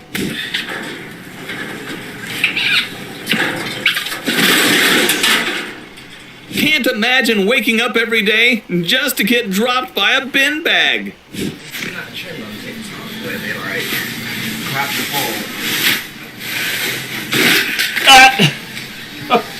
Oh, and it split open. Can't tell what hit harder, the desk dolly or the silence after. I don't think you realize how far you have to push it. Yeah, you know, I know, I've done it. Okay, once you get down, now you gotta get back up. Nice. Now you have to unlock it. What? You have to, now how you get off. No. Oh, God.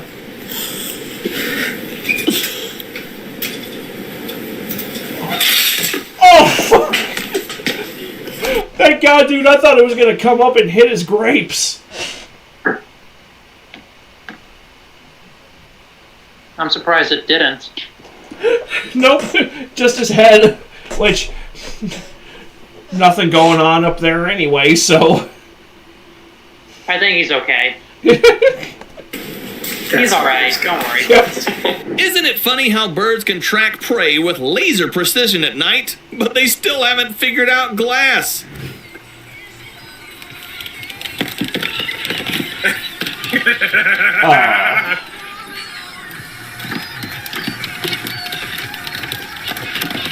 Rose really out here grinning through the financial trauma. Viene calmado. Oh, Daddy, my favorite. Take it easy on us, boys. You don't cuesta madre. People will really do anything to avoid paying for furniture delivery.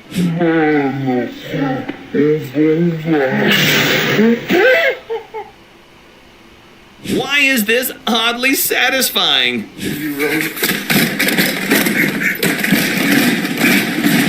Whoa.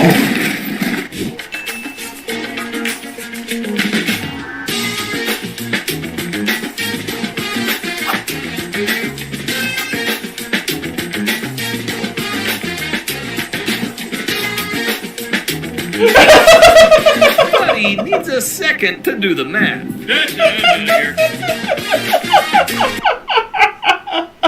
He said, that's it, I'm out of here.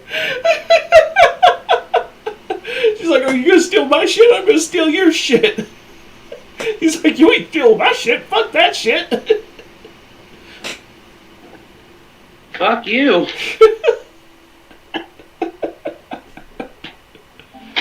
Oh, that's good. That's just... God. Put your belly right there. Okay, put your belly right there. Come closer. Right there, ready? Move your hand. Move your hand.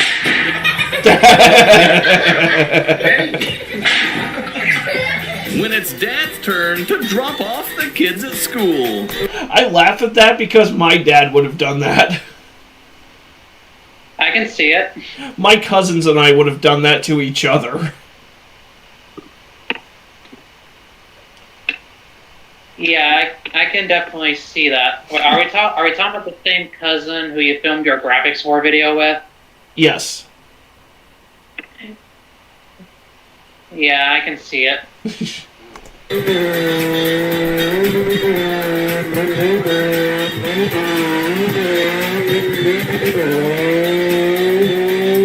Poor dude is about to get beaten up by a Segway. Dude. My guy.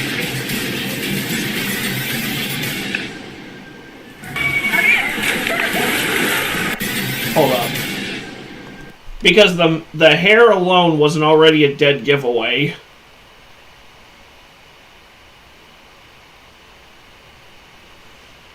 Dude.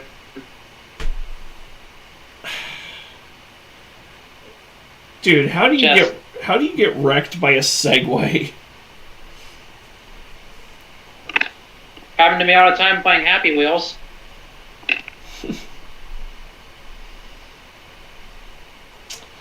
Vespa, come back here, Vespa. Yes, I watched Foodie Pie in early 2010s, and I'm not sorry. Você afogou? O que tá acontecendo? Gente, o que aconteceu? Gente, você tá bem? This looks like a scene straight out of a horror movie. Just wait for it. That's how to get something. Dude. Y'all ready to go back? That one friend that always insists on having their boarding pass printed.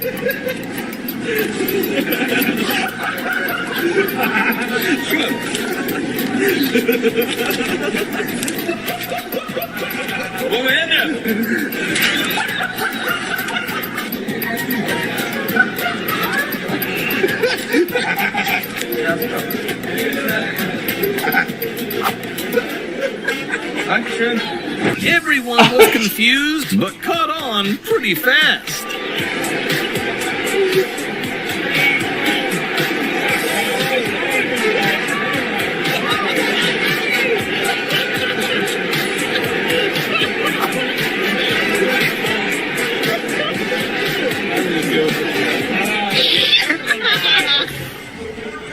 I don't get it. I don't either. That made the most no sense. Yeah. Dude.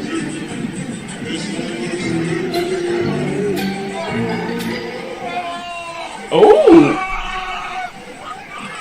Perfect. Her parents and grandparents wished her cousin a happy birthday, but Grandpa just wanted to drop some heavy news. Happy birthday, Shy Shy. Happy birthday. Love you. Uncle Gene passed away this morning. This guy decided to go full goblin mode.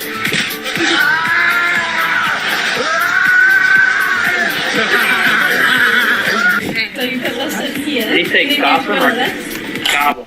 He said goblin. Yeah, it makes sense.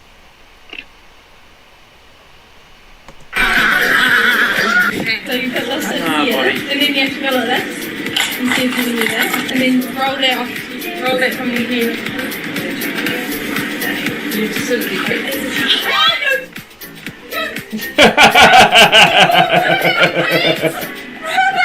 Social anxiety is scared of this man.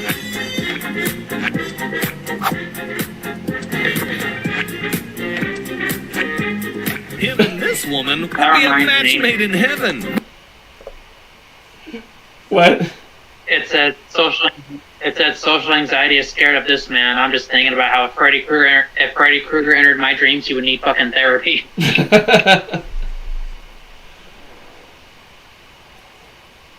Anyway. Yep. Him and this woman would be a match made in heaven. Bombastic side eye! Sorry. Bombastic! Okay. Sorry. This woman stood in the way of a parking spot awaiting her husband's arrival, but the other driver had some tricks up his sleeve. She's not letting him park. Come on, bro. She's not letting him. Look, she's on the one. She's crazy. Oh, no, look, this is the car she's letting on. She's letting a Range Rover in, yeah? He just hit him with the car. He hit him with the car. He's coming out. He's coming out. Oh, what is that?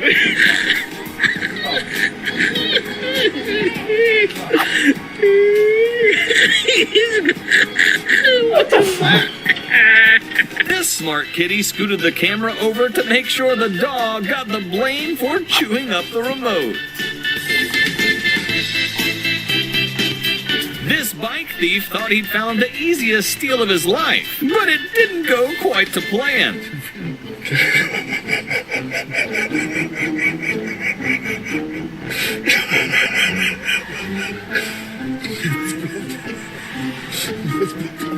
What happened? What happened?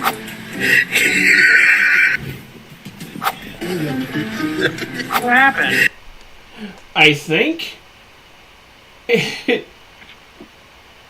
it folded in. Fold it like an egg. Better scramble like an egg, or you could fold it like an omelet. I think it folded like an omelet. Yep. And that guy was just like, you know what, fuck this, I'm out of here.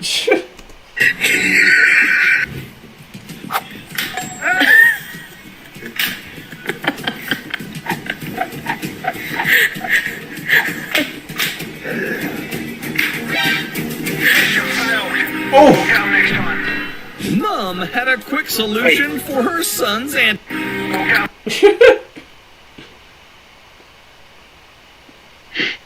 Call of Duty X Grand Theft Auto.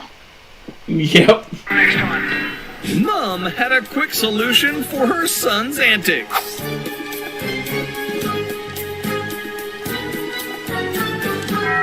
This kid received the worst haircut of his life on Instagram Live. What?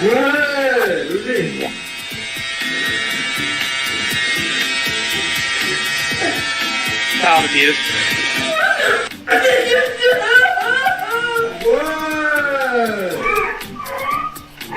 Valid crash out. How to go from This ain't boot camp. I mean, probably don't cry on an Instagram Live, because that's just going to get you made fun of even harder. Well, at least he didn't do. At least he wasn't line maker on Instagram Live.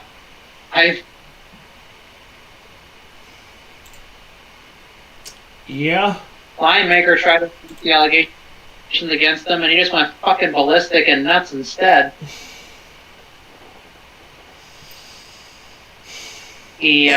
Fuck line maker. I don't even know who that is, so... He was a Minecraft YouTuber who got exposed on Drama Alert. He was in the worst YouTubers video we looked at a few weeks ago. The one where I had Keemstar who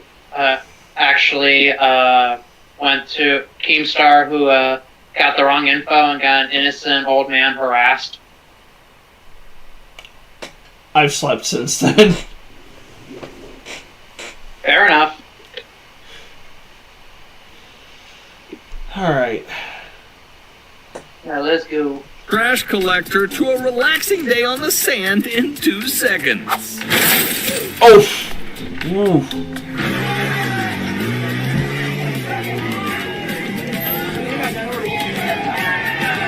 Nobody likes to show off.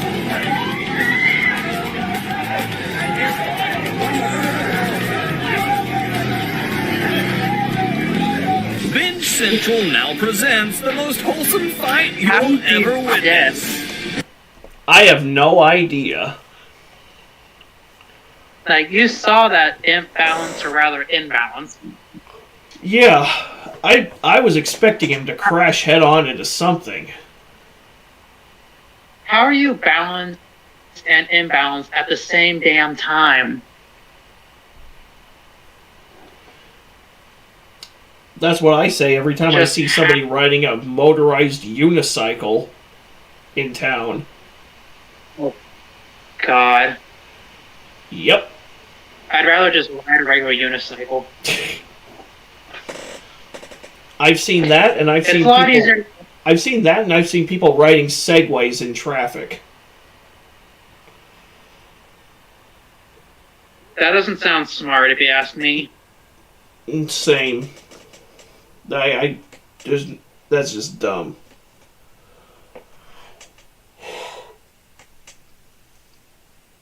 Yeah. So. Let's move on. Yep. Central now presents the most wholesome fight you'll ever witness. Yep! Are you okay? Every kid has their one signature dance. Ha! No, Papa, where you going? Hey, man.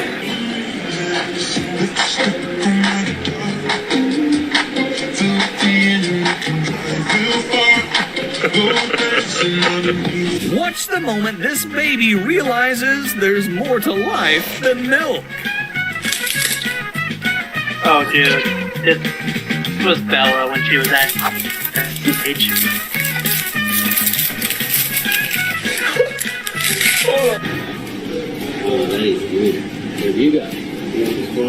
That baby wanted it. Yep.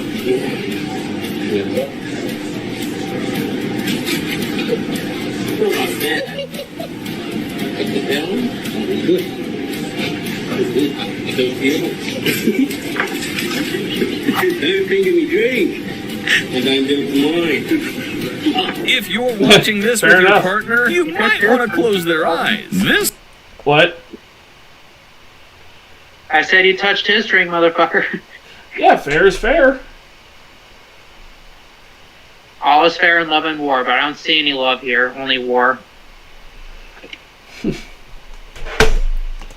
If you're watching this with your partner, you might want to close their eyes. This guy is the ultimate chick magnet. 1, 2, 3, 4, 5, 6, 7, 8. Baby.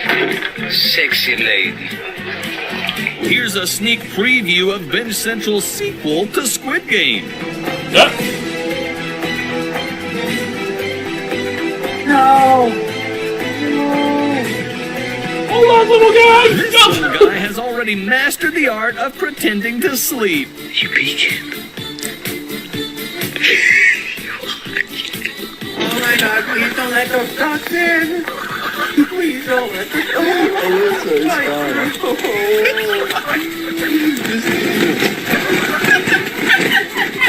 The frog's ankles and self-esteem will never recover from this.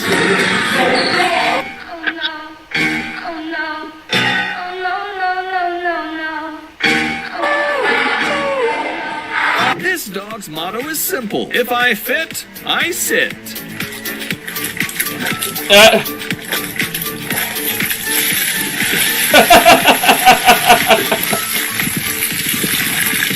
I think you're in the wrong way.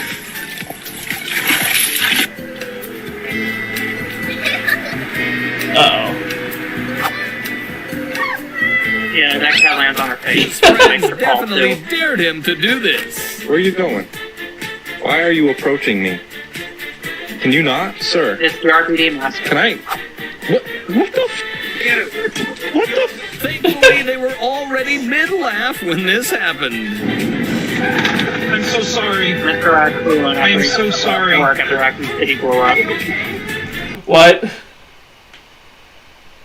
I said that's Mr. Raccoon from the RE Engine remakes after he lost work because Raccoon City blew up. Homeless and doing for tips on Rumble. Right. Are you alright? Poor Mr. Raccoon. These two guys saved an owl that was lost at sea. Owls typically only fly short distances, meaning this little guy was exceptionally tired. Let's take him home, Cap. Taking him home. Let's take him home, Cap. Mother man. Go. Free man.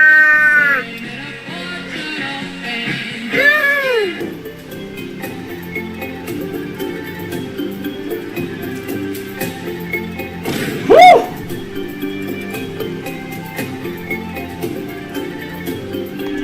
Fucking Slender Man looking ass. Dude. Is that the tall man from Phantasm? Hyena looking ass. Unsharpened number 2 pencil looking ass.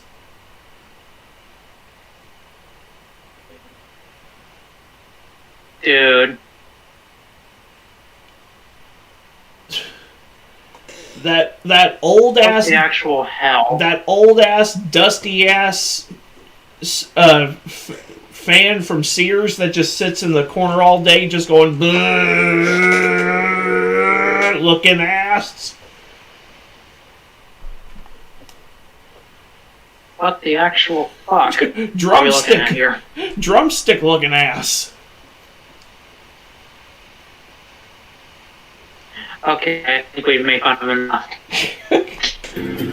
A pregnant cheetah decided she needed some shade. But that's what we do this show for. What? I said that's what we do this show for anyway. No way. Take a very happy photo. Take a photo. It's very natural. See, photo like this. Sure. Don't be hasty. Chameleons are the ultimate fly swatters.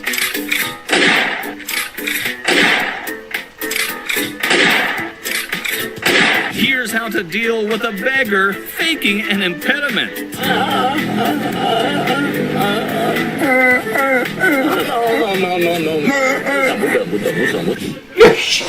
Bitch, man. You hit my truck. Yeah, film all you want, buddy. That is not a truck. Oh. You want to see what a truck is? Come on. What a truck is you? What?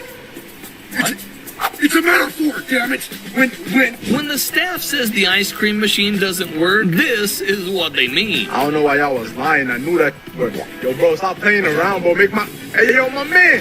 Hey, yo, my man. Want to learn how to skip rocks? It's going to cost you your self-esteem. Teach me. Okay, look, get me. This how you supposed to do dirty ass rock. Because it's rock. You supposed to have dirt on it, dumbass. No! You need to go to school. Oh! Oh! Wait, what? Wait for a second, what? Okay, I'm just gonna take it back. Stop playing around, bro. Make my... Hey, yo, my man. Yeah. Hey, yo, my man. Want to learn how to skip rocks? It's going to cost you your self-esteem. Teach me. Okay, look, get me. This how you supposed to do dirty ass rock. Because it's rock. You supposed to have dirt on it, dumbass. You need to go to school. God, pick your ass here.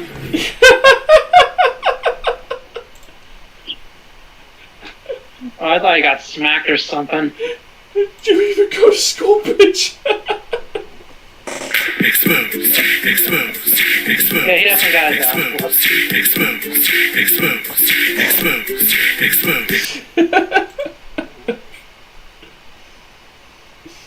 Oh. You got exposed.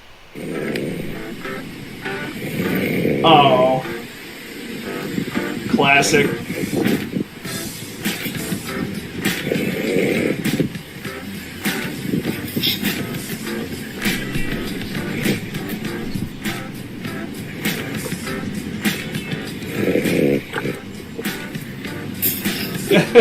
Alright, is the Atozy video next? Busted. I think so. Which of these moments was your favorite? Let us know in the comments below. This YouTuber disappeared and got exposed for allegedly scamming his followers. Do what?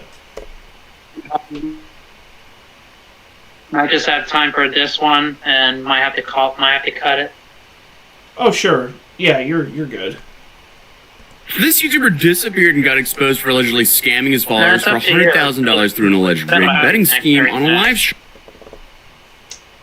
What did you just say? I said, it's up to you, but it depends on what happens in an hour. I don't know if I need to take a dog again or what. Okay. Huh?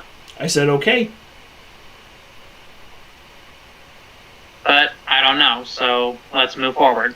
This YouTuber disappeared and got exposed for allegedly scamming his followers for $100,000 through an alleged rigged betting scheme on a live stream. And when people started inevitably asking questions, his sponsor claimed he passed away, all while at the same time claiming that he'd been arrested by Saudi intelligence. So obviously after hearing all that, you're probably thinking, what is going on here? Well, I guess this is just the latest chapter in one of the more bizarre influencer rabbit holes that's been out there. Because this is Miles Rowledge, a 25-year-old from Birmingham, England, who goes by Lord Miles online. And the Lord part is literally from a 15-pound joke certificate that he bought online from established titles, if I remember correctly. And that technically gave him the right to use the title, even though he's definitely not a man of high status. But he even managed to actually get the Lord printed onto his credit card after he talked to the bank, and the whole thing became a part of his persona. And this also allegedly saved his life as well. But Miles grew up as an only child in the small neighborhood of Birmingham, England, and had a fairly normal education. Later on, he went to university to study physics, but then a year later switched to finance. And here he established the university's investment banking society, and he also started taking online Harvard classes in 2021. So the reason I'm mentioning this is because the guy seemed to be on a pretty conventional path towards finance, but in 2019, something changed following Christmas exams during the first term of university. Miles was invited by a friend to spend winter vacation exploring Chernobyl, and apparently that trip awakened something within him, a fascination with visiting dangerous or restricted or otherwise off-limits places. And even later on bragged about bribing a security guard in Chernobyl to let him keep the mask that he had taken, and then I guess he later on sold that mask to cover the cost of the trip. But this is when Miles discovered the world of danger tourism. And And as the name suggests, it's a practice where people deliberately travel to dangerous locations, so like active war zones or disaster areas for the thrill, but nowadays mostly for social media content. So by 2021, Miles was essentially Googling most dangerous countries to visit and using that list as a travel itinerary. And in March, he started planning what would become his most infamous trip yet, Afghanistan. That's actually a thing? Just traveling to the most dangerous corners of the globe? For the lulz? Apparently. Huh. It's a bold strategy, Cotton. Let's see if it pays off for him. Why do you think Johnny Somali did it? Oh, except he didn't travel to infamously dangerous hotspots. He traveled to places that where he thought he could just fuck around for as long as possible. Only to find out hard. Yeah, oh, and dear Lord, is he ever finding out.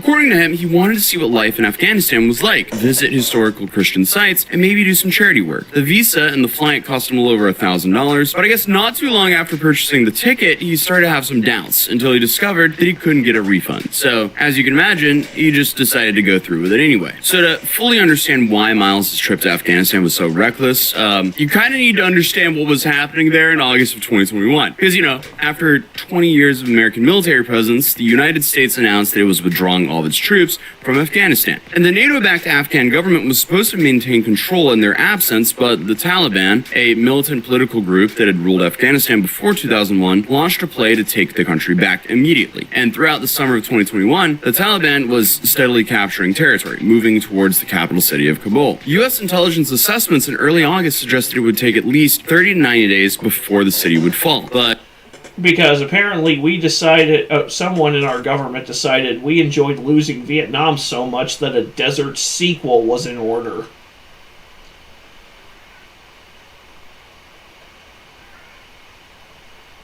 This is a strange time, my friend. Also, sorry if you hear my cat going off in the background, guys. He's very not happy that I started shutting the door for my streams. He's just letting you know who's boss. Well,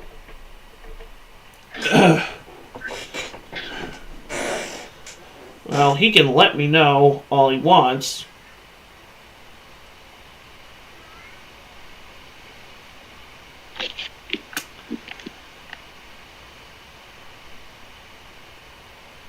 Well, that's just cats, man. They always gotta have the last word. Yeah. The situation was clearly unstable and was getting... Yeah.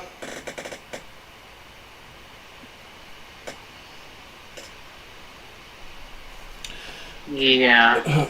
So 30 to 90 days before the city would fall, but the situation was clearly unstable and was getting worse fast. And at this time, the UK Foreign Office had already issued warnings against all travel to the country and was urging British nationals to leave immediately. Miles, however, decided this was the perfect time to hop on a plane and go visit. So he prepared for his trip with a GPS-enabled SOS button, planned regular updates to friends online about his whereabouts, and he set up a dead man's switch, which automatically posted on his Facebook if he failed to check in. And I'm assuming this is just announcing the end of his life or his disappearance. He was also joking about that 15-pound Lord certificate, saying that might actually come in handy and potentially save his life, assuming that the Taliban might see the title and think that he was actually worth keeping alive for negotiation power. And what's crazy is, he might have been right, because on August 13th, 2021, Miles flew into Kabul from Turkey with a return flight scheduled on August 19th. That gave him 6 days in Afghanistan before he was scheduled to leave. But just one single day into the trip, it was clear things in Afghanistan Afghanistan were already becoming extremely chaotic, with local people doing bank runs before the banks completely collapsed. So overall, things were looking seriously scary, and when they realized this, him and his guide tried to reach the British embassy. And here, Miles was apparently disguised in a burqa to avoid any detection, and when they arrived, they found out the embassy had already been evacuated and was completely deserted. So they had no choice but to just head for the airport, and on August 15th, just 2 days after Miles arrived, Kabul fell to the Taliban. The Afghan government completely collapsed within hours, and the president fled the country just before the Taliban fighters entered the presidential palace. But here's the problem. Along with Miles, thousands of Afghans who had worked with Western forces rushed to the airport as well in desperate attempts to evacuate, leading to scenes of absolute chaos in the entire city. Miles then decided to start posting on 4chan that he was in a bit of a pickle, and suddenly his real-time updates from inside Kabul during its fall started getting attention worldwide. And in an interview, he said that he accepted his end and was fully prepared for it, since, in quote, there was no convincing me otherwise and I knew the risks. But when people started raising money to help him escape, he told them to donate to charity instead, essentially telling his followers to focus on the people who actually needed help and not him who put himself in that situation to begin with. And specifically, he mentioned his tour guide, who apparently helped save his life, but was being denied entry to a safe house because he wasn't from a NATO country. Miles, on the other hand, found refuge in a UN safe house along with about 50 other foreign citizens. But here's where it gets interesting, because 4chan users were actually researching Taliban movements in real time and providing Miles with updates on where they were advancing, helping him avoid the most dangerous areas, and he later recognized that even though 4chan is clearly a toxic place with horrendous things on there, the people who replied actually gave good information, resulting in saving his life on multiple occasions. And on August 17, 2021, he was evacuated to Dubai on a British Army plane. And after a short quarantine period, which was required because, you know, a pandemic was going on then as well, Miles then returned to England. And once Miles got back to the UK, his story went mainstream, with media around the world covering the British student stuck in Afghanistan. And with that, Miles became this sort of like viral symbol of reckless tourism. He did interviews, he had various appearances, and his online following grew exponentially. And it's safe to say that people had very different reactions to what he'd done. But regardless of how people felt, Miles was suddenly known worldwide. And in November of 2021, he signed a publishing contract with the book Lord Miles in Afghanistan. And that book was actually released a year later. However, here's where the story takes a turn from danger tourism to something brand new. Because Miles didn't just go visit Afghanistan once, write his book, and move on. He actually went back multiple times to Taliban-controlled Afghanistan. Why? I'm sorry I let that run for so long, but it's just... There's just so much... Why would you go back? There's just so much to process. Oh my god. Why would you go there in the first place when it was about to fall to the fucking Taliban? Why would you do that, you absolute retard? That's just asking for a death wish. Just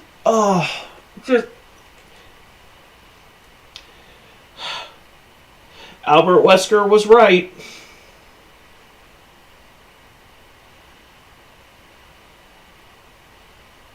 Why did Chris stop him? Albert Wesker did nothing wrong. Chris Redfield's the one who doomed us all. He's the real villain of Resident Evil. Well, yeah, we should have known. He's the one out here punching boulders. The human race requires judgment. You get all his ideas from comic book villains. Oh. I mean, he did spend the entire movie, or the entire game, sounding like a Bond villain, so...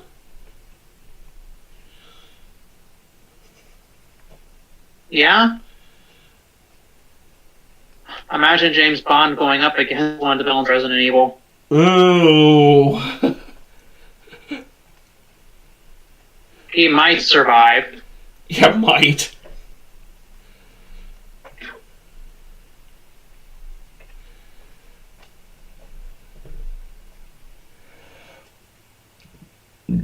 Still waiting for that new one to come out in early next year. Well, it's not coming out next year until September. I thought it was like I thought it was like March or March or April. The last I heard, it was September 18th.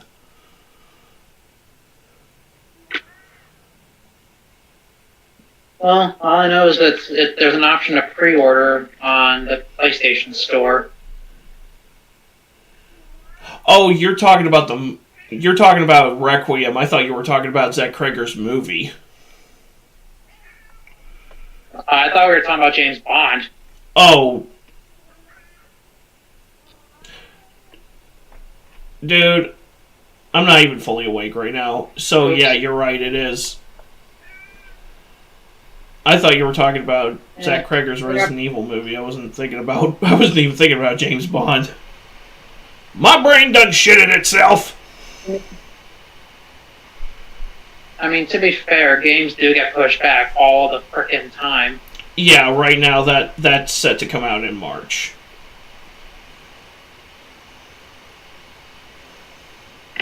And guess what's also coming the day Resident Evil Requiem dropped? Monarch Season 2. Yeah, they just released a trailer.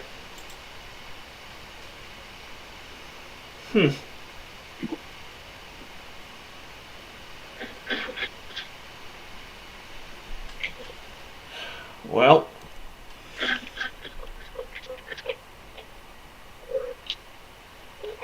Well, let's continue on. Should we move on? Yeah, before my brain shifts itself again. He started building this whole narrative around being friends with the Taliban commanders. So now we're in April of 2022, and Miles has returned to Taliban-ruled Afghanistan for a second trip. And to prepare, he emptied his entire room and stored all of his belongings. He also gave his roommate the keys to access everything, just in case the trip went poorly and he didn't return. He then traveled through various countries to avoid being detained by authorities who might try to stop him from entering Afghanistan. And while there, he was being interviewed by the Afghan television station called Baria TV. And then came a bunch of videos of him joining parades and other activities with the Taliban. And for some reason, he even tried to sell Taliban merchandise, attempting to use eBay to sell Taliban-branded headbands, which were initially taken down before eBay apologized and said the listings would be restored. And in June of 2022, his Instagram account was suspended after he posted a selfie with an armed Taliban fighter. But despite his profile getting banned, he always kept coming back. And throughout all of this, Miles cultivated this narrative that he had developed a genuine friendship with Taliban leadership. And he claimed he found them very entertaining and goofy, and he was regularly invited to picnics and dinners with commanders, and that they genuinely enjoyed his company and, I guess, read his book about his time in Afghanistan. But okay, fuck this guy.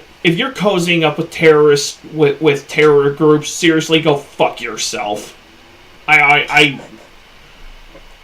thought you were I thought he was just a goofball, but now it's like, you know what, actually, just I hate you, and I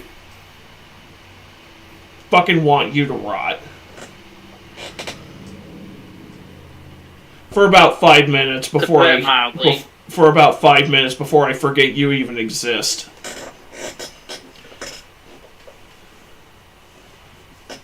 Yeah, we already have to deal with Hassan. There's already enough retards on the internet to keep track of as it is. This guy's... I'm gonna forget about this guy before...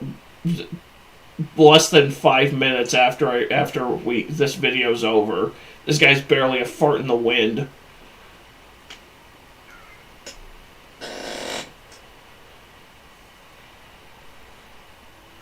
Yeah. Anyways. He basically took the words out of my...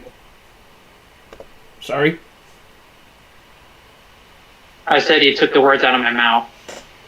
his company and, I guess, read his book about his time in Afghanistan. But of course, in the meantime, Miles didn't just stay in Afghanistan. He traveled to several other dangerous places around the world, like Kazakhstan, Ukraine just before the war started, and Sudan, and so on and so on. So, I mean, it's safe to say that Miles is building this whole persona of this, like, untouchable adventurer who could go anywhere, befriend anyone, even the Taliban, and always somehow just came out of all of this unscathed. But in early of 2023, everything finally started to catch up with him, because in February February, Miles embarked on what he claimed was his third official trip to Afghanistan. And shortly after this trip again, he was apprehended by the Taliban's General Director of Intelligence. Basically, the Taliban's secret police and internal security force. And here, Miles was detained alongside of Kevin Cornwall, a 53-year-old British charity medic, alongside of another unidentified British national who managed a hotel in Kabul. According to reports, they were arrested in a raid after Taliban agents accused Cornwall of having an illegal firearm in his safe in his hotel room. Now, while Miles was supposedly in Taliban custody for the next 8 months, his Twitter account kept posting increasingly strange claims about his detention that painted a picture completely different from what Cornwall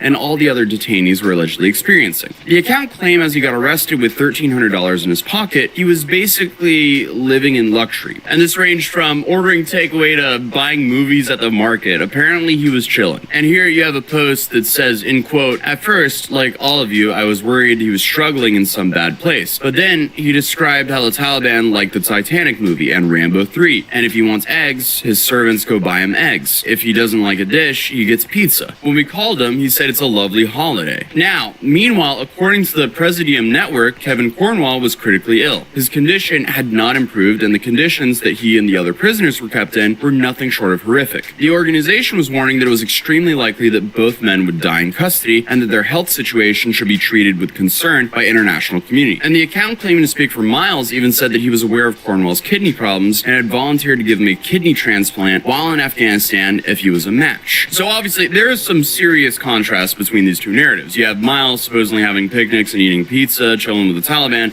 Meanwhile, Cornwall was critically ill in horrific conditions. So what's going on there? Miles was eventually released from the Taliban custody in October of 2023 after roughly 8 months of detention alongside of Kevin Cornwall and the other British nationals. And in March of 2024, he uploaded a YouTube video describing his experience of being captured by the Taliban. And this further built this narrative that he had some special relationship with his captors. This video is no longer up because either he deleted or privated these videos. However, despite all of that, this entire story is nothing more than a look back at his past controversies. And they mainly serve to help us understand who Lord Miles is and how events unfolded to get up to this point. Which brings us to his most recent stunt a few months ago. One that took his whole dangerous adventure persona to just a whole new level, because he just decided to announce that he was going to do a 40-day water fast in the desert in Saudi Arabia. This means that he can only drink water for 40 days straight, and he'd live stream himself 24/7 to prove that he wasn't cheating. And the challenge was featured on Polymarket, a platform where people can bet real money on whether various events would happen or not. People would essentially bet whether Miles would compete in the full 40 days, and the official Polymarket account was promoting it so heavily that the betting volume eventually reached over $14 million. And since Miles has essentially been a polarizing figure from the start of his career, combined with the fact that people don't always trust everything he says, and that users naturally tend to question the legitimacy of platforms like Polymarket, he knew that many followers' first instinct would be to suspect that the challenge might be rigged for his own benefit. And with that in mind, he addressed the obvious conflict of interest problem right from the start, saying he wasn't allowed to bet on himself and that betting on yourself was a very bad thing. He claimed that he was doing well financially and didn't need to 10x his money or something like that. Did you bet on yourself on Polymarket? No, I'm not allowed. Betting on yourself is a very bad thing. I mean, I'm doing well financially right now. I don't need to 10x my money or something. But yeah, people were like, oh, why aren't you betting yourself on Polymarket? You can do it using alt accounts. I know my friends are betting me on Polymarket because they basically get like updates from me personally, and I just tell them, hey, I'm doing just fine.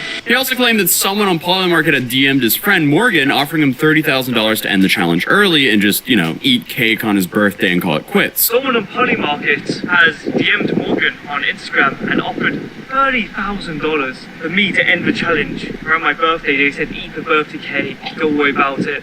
Well, this is my personal decision if I should end the fast.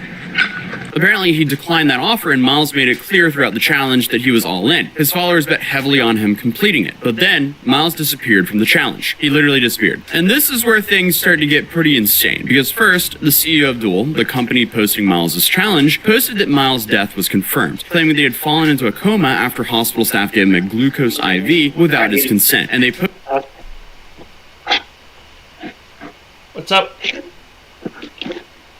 I'll be back. I gotta take the dog out. Alright. I'm gonna stay in the call this time. Alright. Dude. So if you wanna go ahead and keep going, go ahead. I'm trying to wrap my brain around a 40-day water-only fast in the desert. How How? How do you... I mean, yeah, water is essential to survive, but you kind of need food too. Sorry, bud, I didn't mean to do that. Come on, bud. Go out. Come on.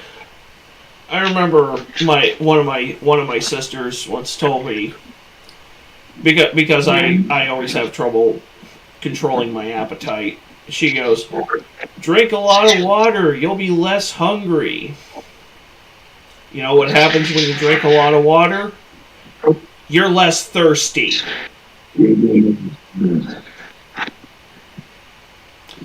Just as I suspected would be the case. Yeah,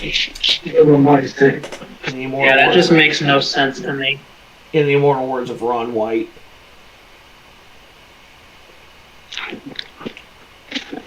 It's a bad joke.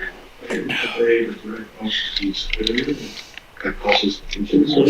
I was trying to say, God play, God call, you're out.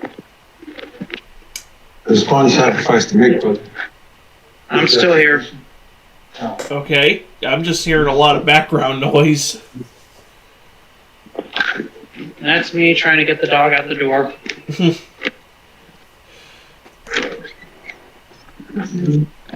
Posted on their socials, RIP Lord Miles. That's when my red flag started going off, because I was like, they faked his death before. Because I'm going to be real here, this would not be the first time someone claimed that he passed away. And around this time, Miles' tweets got privated, and of course his YouTube videos also disappeared. But then suddenly a different story emerged. Miles' official account, which was being ran by his friend, said that he had actually been detained by Saudi intelligence on false charges, created by an American who had bribed a corrupt journalist to manipulate the poly market odds and make money. The post claimed that Miles had spent 2 weeks without seeing sunlight and remained in custody, and that his communication was extremely limited. I do also want to note, though, like, his original post said detain me, but was later edited to detain him, which is, you know, a little bit suspicious. Could this have been like one of those, what is it called, like a Freudian slip? Freudian slip, right? No, I think that's what it is. A Freudian slip. Could it actually be Miles behind the account all along, and he did that quick little mistake, and then went, oh, I gotta fix it, gotta edit it. Who knows? But later, updates claim that Miles was forced to eat in the hospital by police after 34 days of fasting, and that he wouldn't have done it otherwise. They then continued pushing this narrative that people were betting against Miles had gotten him detained to rig the outcome. But then, the other creator by the name of CoffeeZilla decided to investigate, and what he found was pretty damning. CoffeeZilla traced Miles' Ethereum address, which Miles had previously posted publicly, and discovered that Miles had received $16,000 during his fast. Less than 1 hour later, Miles then sent $15,000 of those dollars to another address, which then sent $14,000 to a relay solver, which is a bridge on Polymarket to a specific betting account. That betting account was titled Money Money Please, I Want to Make Money, I Hate My Job, which is believable because out of all the jobs in the world, I could argue that Lord Miles' job is one of the most dangerous and insufferable jobs to ever do. But this account made $61,000, with most of that profit coming from betting against Miles finishing the 40-day water fast. Miles has previously posted his Ethereum address, which we can use to trace all of his activity. Some guy was meant to pay me $16K today. Around that time, we see the Lord Miles Ethereum address get paid $16,000 during his fast. Well, less than an hour later, Lord Miles sends $15,000 of those dollars to this address, OX613, who then sends $14,000 an hour later to this relay solver, which is a bridge on Polymarket. That's an account that has made $61,000, titled Money Money Please, Want to Make Money, I Hate My Job, Ah. And most of his money has come from a bet on Lord Miles not finishing the 40-day water fast. So it's safe to say that is suspicious. And Coffee also found another transaction where Miles sent $9,000 in Ethereum to an address, which then was bridged to Polygon. And then literally 7 seconds later, that same amount appeared in the betting account, was used to place multiple bets against Miles again. And the blockchain evidence lined up perfectly with this betting activity. I traced yet another transaction. This is Lord Miles' Ethereum address sending $9,000 in Tether to this OX613. And that account then sends $9,000 to this relay solver. It's a bridge. Come on, Beef. Beef, come on. You know what? Hats off to CoffeeZilla for finding any of this, because this kind of crap is just way too complicated for me. My brain would not be able to wrap around it. I mean, isn't CoffeeZilla like the boogeyman when it comes to crypto scams? Pretty much. I guess the TLDR is this guy was funneling money to alt accounts to funnel money back to him. I'm sorry, what was that? I guess like the TLDR is that Lord Miles was funneling money to friends accounts or alt accounts to then funnel money back to him. Yeah, that sounds right. Stop, really. Yeah, going on. To Polygon, literally 7 seconds later, this account gets basically $9,000 minus a few bucks in fees for the bridge, and then that account puts a bunch of bets on Polymarket. Now we can actually see those transactions lining up perfectly with the bets made by this Money Please account. The first one for $2,000, we see $2,000 here, $500, $500, $1,000, $1,000, $54.85. So obviously, there's no way to 100% prove this, but it seems like Miles was secretly placing bets against himself while participating in a challenge and encouraging his followers to bet on him. So if this is true, he's scamming his fans. And Coffee estimated between the Polymarket bets, which was around $60,000, and the Pump Fund Miles launched, which was $31,000, and the $16,000 he received, Miles walked away with roughly $100,000 from this whole scheme. When Coffee reached out for a comment, someone claiming to be Miles' friend eventually provided a statement supposedly from Miles. And the statement claimed that these accusations make no sense because Miles does plenty of business and YouTube isn't his main income source. According to the statement, his main business is mining and exporting from Afghanistan, such as Bin Laden's car, valued at $1.2 million. It's like, oh look, I'm making so much money, why would I ever scam? That's such a bad excuse, because we've covered so many people that have a bunch of money who also were outed for scamming. Unfortunately for some people, greed makes it so they never have enough, so I am not buying that excuse at all. They did admit, though, that the betting accounts in question belong to an Afghan national who helps Miles transfer money due to international sanctions, and that crypto is ideal for this. In other words, they're basically saying, yeah, Miles sent money to that account, but he didn't know the Afghan helper was betting against him. So that's also an interesting statement. So it's like, oh, I didn't know that I was technically scamming my fans? Well, the statement also claimed that Miles was detained by Saudi authorities for up to 6 months without charges because someone who knew his location realized how much money they could make by doxing him. So if none of this seemed credible, honestly, it's hard to blame anyone for thinking that. The simplest explanation here is that Miles rigged his own challenge, bet against himself through intermediaries, and made about $100,000, and then created an elaborate story about being detained to explain why he disappeared and couldn't finish this challenge. But who knows? That's what it sounds like to me.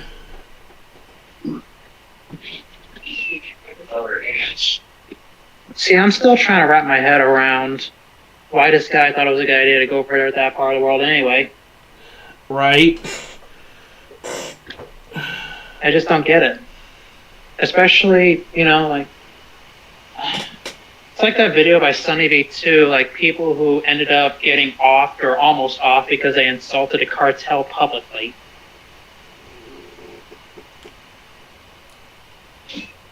People do stupid shit for money and attention. And we've documented some of them on this stream. To put it lightly.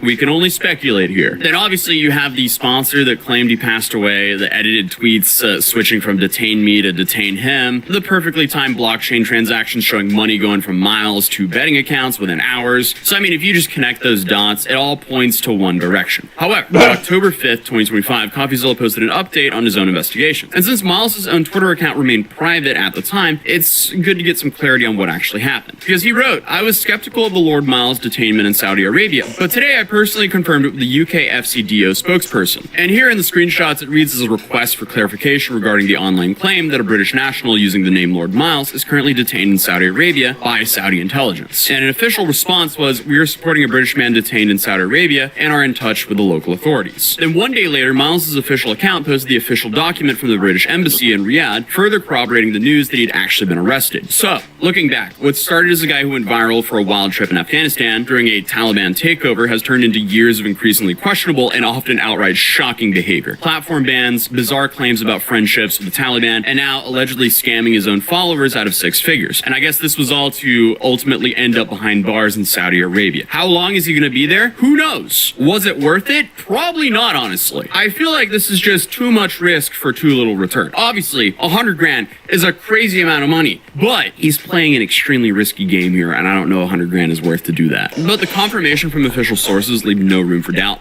Literally no amount of money is worth that. There is not a single amount of money you can offer me that would make me want to do what this idiot's doing. Not gonna lie, just no. No, I wouldn't do it if you offered me Elon Musk's entire net worth in one lump sum payment.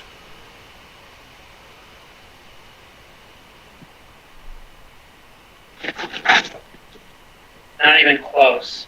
No. Miles is definitely in custody. So, I mean, all the speculation and theories online at least has a concrete answer now. So, at least for the next 6 months, even though Miles' lawyer says there are likely zero charges against him, he'll probably be behind bars. But also, I mean, again, as I previously mentioned, after everything this guy's been through, being arrested almost kind of feels normal for his career. So, it's not like I'm shocked by that outcome, because that is probably one of the more predictable things out of everything here. So, I guess as of right now, we'll just kind of wait and see what happens next. If you're new here, feel free to subscribe, drop a like if you enjoyed this video, and I'll see you guys in the next one. But overall, I have a feeling that the story for Lord Miles is far from over. Peace. So why do you have so many haters saying you're renting your car as coke, right? When I bought any car, people are saying rental. When I bought my first i8, they said rental. When I bought my first Lambo, they said rental. My first SVJ. No dealership in the fucking world is gonna let you rent a car that has 250 miles on the dash. They'd lose more money. Because a $3.5 million car with 250 miles, if they were to rent that to me and I were to drive it thousands of miles, they'd probably lose close to $1 million at least off of the value, because it's no longer. Shut up, bitch! Welcome, Bubba.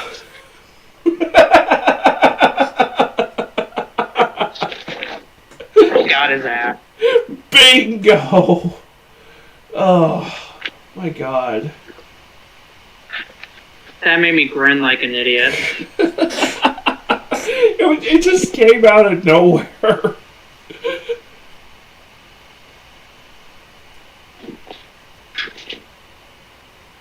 Sometimes that's the best form of comedy if it comes out of nowhere. Dude, when the memes come out of nowhere, it's just 5-star gold.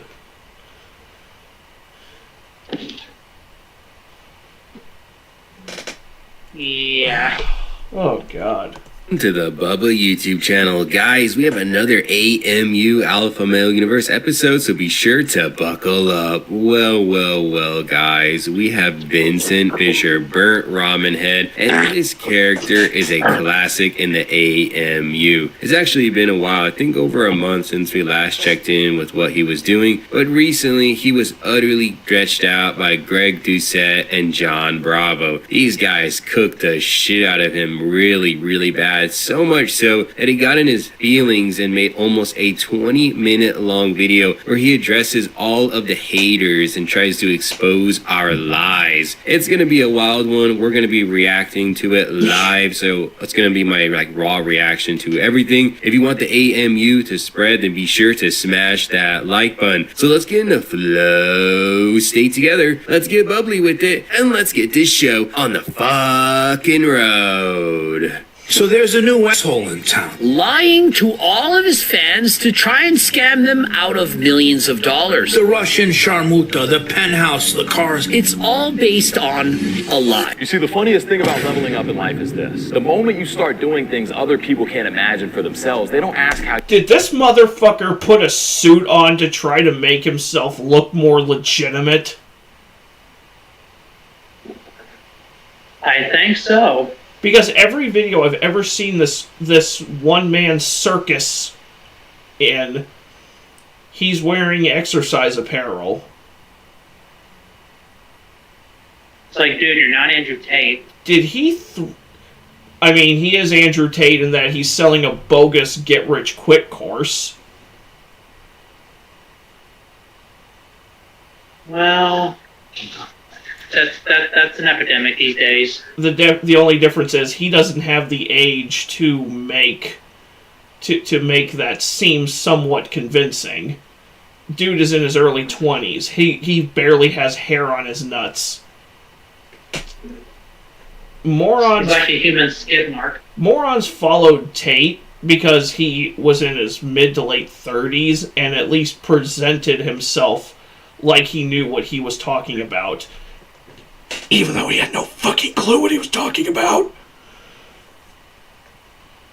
And he Isn't the human skid mark like rent cars to make it look like he owned them, or was that Tate? I think they all do it. I think all of these alpha male get-rich-quick gurus do it. Yeah. It doesn't make him look cool at all. It just makes him look like a douchebag. An insecure, vapid, know-nothing waste of flesh and organs. Right. Or in the immortal words of the cinema snob, "You are frustrating God. Stop it."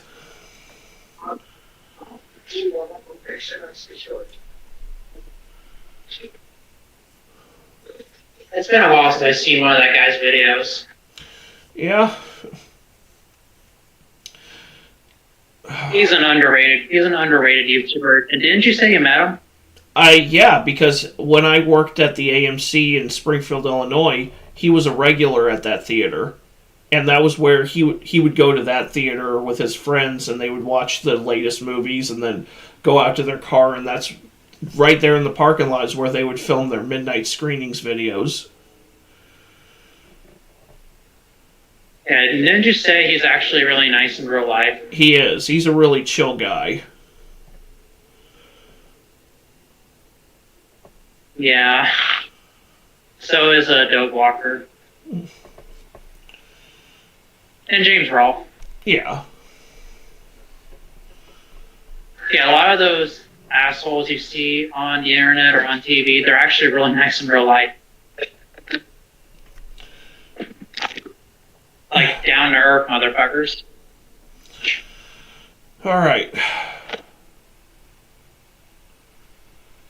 How you did it. Instead, they try to convince the world it isn't real. Recently, a couple YouTubers made some videos about me, Greg Doucette, and a couple others that needed a title and a thumbnail to stay relevant. They claim that I lie about my income, that I scam people, that my cars are rented, but that the entire thing is fake. And in this video, I'm going to do something they never expected. I'm going to show you the entire truth. Not only the real numbers, not only the real cars, but the business that makes me $700,000 every single month, and how I built it from absolutely. Alright, there's no way I just can't comment on that goofy-ass, cornball-looking suit. It's just the strangest thing with Vincent Fisher, right? This is not the first time he's appeared in an outfit that just doesn't fit him, right? He says he's worth 10, 20, 30 million dollars, but bro literally never has outfits that fit him. They're always like too small in the arms, they look stretched out, they just look weird. It's just the strangest shit ever, right? I mean, I would think that you can find a fucking person to tailor your suit if you were worth that much money, but hey, I guess I'm not that alpha male life coach. I mean, I love that Bubba he doesn't call them alpha males, he calls them alfalfa males.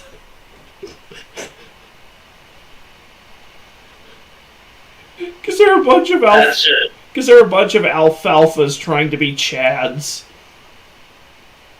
That's just old. He does have a point, though. That suit clearly does not... It looks like it's 2 sizes too small, and it's like he tried the Andrew Tate thing of wearing clothes that are 2 sizes too small to make you look slimmer and more... and to, like, accentuate your muscles, and it's like, dude, you look like a guy wearing his sister's clothes. It's like the shit clearly does not fit you. It really does not.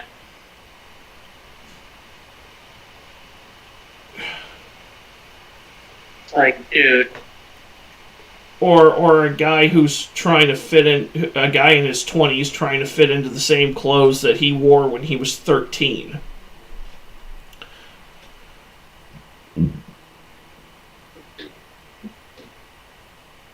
All I know is that what is this douchebaggery? Yeah. Plus that hairstyle, dude. The only person the only people who could get away with that hairstyle are blacks in the 80s and Sam Jackson in Pulp Fiction. Why the fuck do you do that? English, motherfucker, do you speak it? This is some serious gourmet shit. I use the same fucking soap as you, and then when I finished, the towel didn't look like no goddamn maxi pad.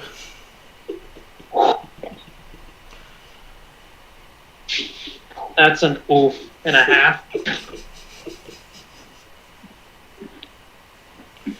Oh. Dude, you ever see that video of where they modded Samuel L. Jackson onto Lee in The Walking Dead? No. Where it's like, sorry motherfucker, I gotta cut your leg out of the bear trap. Oh god. Oh man, some of these mods are just insane for a lot of these games nowadays. They are. They really, really are. You know, Nintendo is trying to go after Power World for themselves allegedly talking about putting Pokemon mods into their PC version of their game. You know, if Nintendo just bit the bullet and got with the times and started releasing their shit on PC, half of their issues with emulation would be gone. Well, the truth is, they want to be the only game distributor in the world. Well, it's like you weren't the only game distributor in the world when Mario popped off in the 80s. Or you weren't the only ones in town in the 90s, or the 2000s, or the 2010s, and you're still not going to be the only ones in the 2020s. The PC market is the dominant force right now. Everybody's moving on to Xbox's next console is basically just going to be a scaled-down PC. Valve's new console is going to be a scaled-down PC. PlayStation is going to follow suit with their console, no doubt. With the PS6, it's like Nintendo. Or whatever the hell. It's like Nintendo.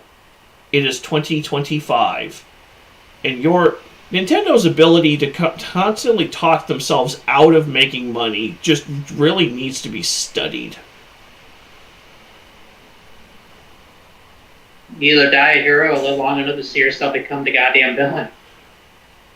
Did you see that quote that Shigeru Miyamoto was quoted as saying, well, after games come out, eventually they become obsolete. It's like, no, they fucking don't. They're immortal because they will eventually end up on the internet through ROMs and emulation sites.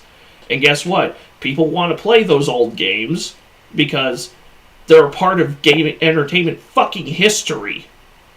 It's the same reason people still go back and watch old movies. You Meg Ryan wig-wearing fuck. Yeah, but there's a lot of games that are just obscure, unfortunately. And that's one of the beauties of the emulation scene, is being able to find those obscure gems. Dude, without emulation, I never would have been able to play Snatcher. It's kind of like how Capcom says, why would we re-release the originals when they have all these remakes? Which one of the stupidest fucking comments I've ever... You know that comment came from a C-suite exec who does not play video games and doesn't understand the gamer mindset. It's like pirate software all over again. Jesus Christ. This is why executives should never be allowed to speak in front of a microphone or speak in an interview because they don't know what the fuck they're talking about. Anyways. Anyways. I mean, the tie. Okay, you know what? I'm done. I'm done talking about the suit. It's already annoying the shit out of me, right? Dude, you are not in Reservoir Dogs. You are not. You are not in a John Woo movie. Just. No, you are not. The suit is very much not your style. I just never trust anybody with broccoli head, right? Broccoli hair. Broccoli head, same shit, right? But I don't think he's gonna actually show any bank statements, any type of like car payments that he owns all this bullshit. It's probably just gonna be like screenshots of his business that can probably be easily manipulated in terms of metrics. But let's just find out. I want you guys to feel where I'm coming from, so I'm going to take this back to where it all started. 17-year-old Vince, high school dropout. No money, no status, no game plan, just a dream. I knew I was meant for more than traditional education and working a 9-to-5. And I can't explain this, but I had a desire to inspire with absolutely nothing to show. I mean, look at me. I look like a string bean, right? And guys, the truth is, at this level, absolutely everybody loved me. I was relatable. I was safe. I was non-threatening. And guys, my first year in the gym, I started making real progress fast. And the truth is, this is when everything started to shift. The people that loved me when I was small, the second my physique started taking off, the envy kicked in. The love became hate. The support became jealousy. And I remember being so confused. I was like, guys, I'm the same kid that you guys were cheering for, telling to keep going. Where did I lose you guys? Right? And the truth is, they want you to do good, but they don't want you to do better than them. I remember when the discrediting came in. That's not natural, which I was at the time. He didn't do it in that time frame. I remember losing my mind to show these people proof, to show them dates. And my mom told me, Vincent, no matter what you do, these people have decided that they're going to dislike you. And that was almost a freeing statement, that I couldn't change everybody's mind. That's not even what this video is for. I'm not here to change your mind. Bullshit. I'm here to give you another perspective. No, you're here to cope and seethe about John Bravo and Greg Doucette calling you the fraud that you are, you French cigarette. You mean British cigarette?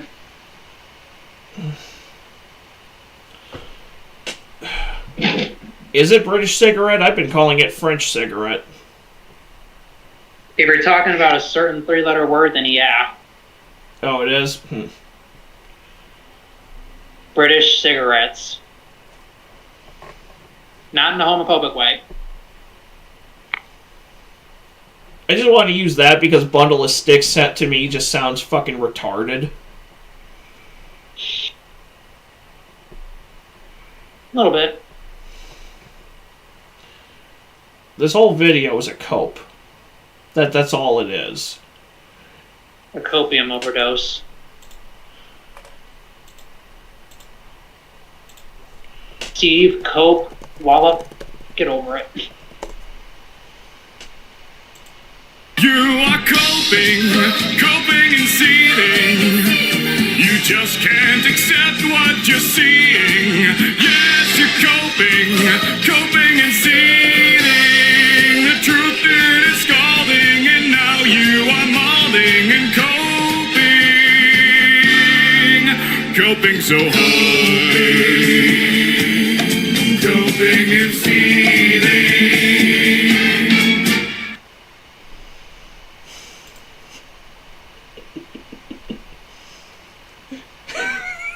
You just know that guy cannot keep a girlfriend. No, the only way Vincent Fisher gets women is through like those Russian mail order bride things. Oh God. He's the guy who the only way he can get a woman into his bed is either by paying her or by slipping something into her drink. Yeah, don't tell us. That's gross and illegal. Very, very much. I'm here to tell you my real message, which is self-improvement, and that anything is possible if you put your mind to it. Now, anything is possible if you way to sound like every Disney movie in the history of ever. Put your mind to it and pay me $10,000 a month, and I'll show you the secrets to the universe. $10,000 a month? Wait, is that actually what his course costs? Bro, if you can drop 10 grand a month to buy a bullshit get-rich-quick course, you're already doing okay.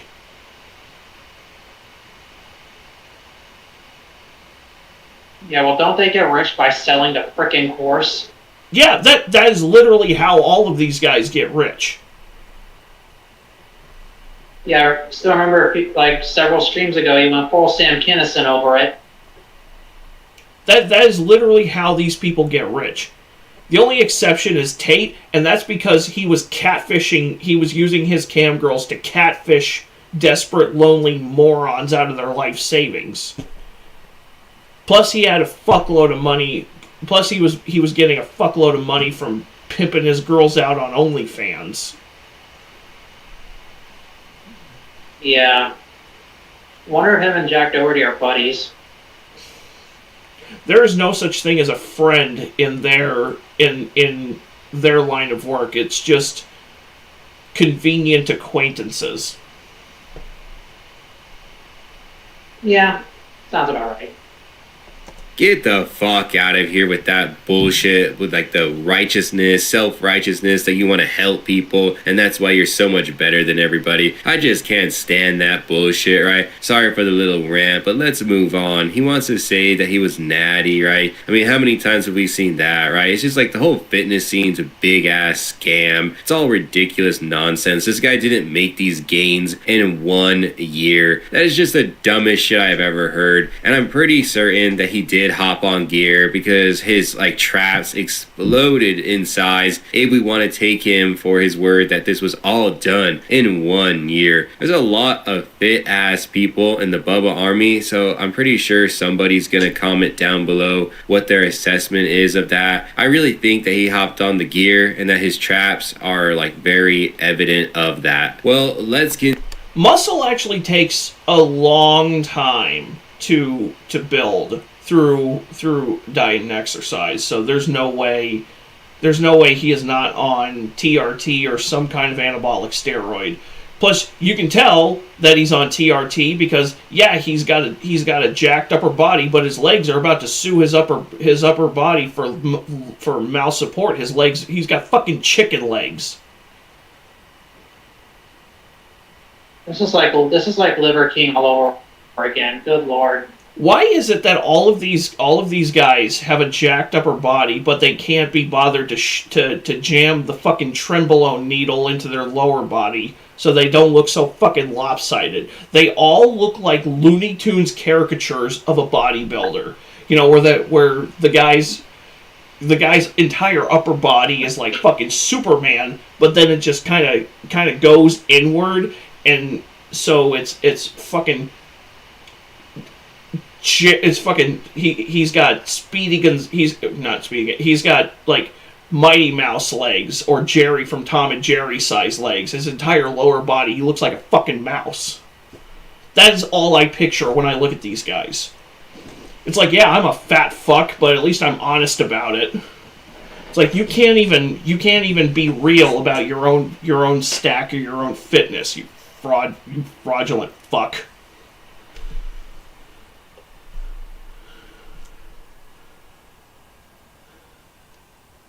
Just fuck off into the sun forever. Anyways.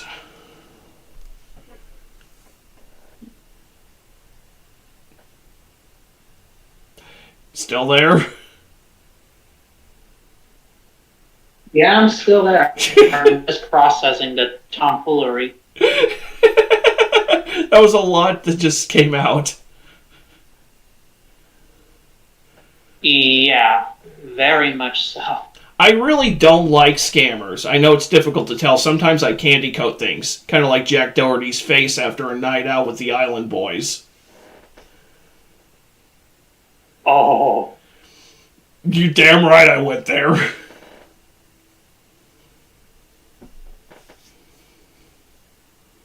Appreciate the Island Boys. I'm an island boy. Yeah. Fucking 69 looking.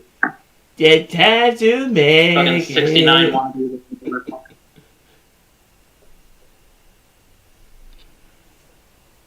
hear what I said? No. I said 69 wannabe looking motherfuckers. Ugh. Ugh.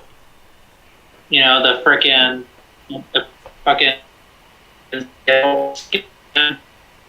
I don't know, but you're kicking out. You're cutting out a lot. Where he looked. I'm basically saying 69 looks like he got bitten by a Rainbow Dash, kind of like how Spider-Man got bit by a spider. Random Gamer, welcome to the stream. We are watching AI generated jacked Jabba roast Vincent Fish, the alfalfa male.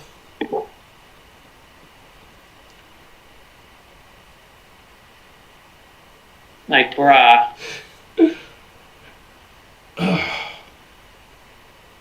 Just what the actual hell?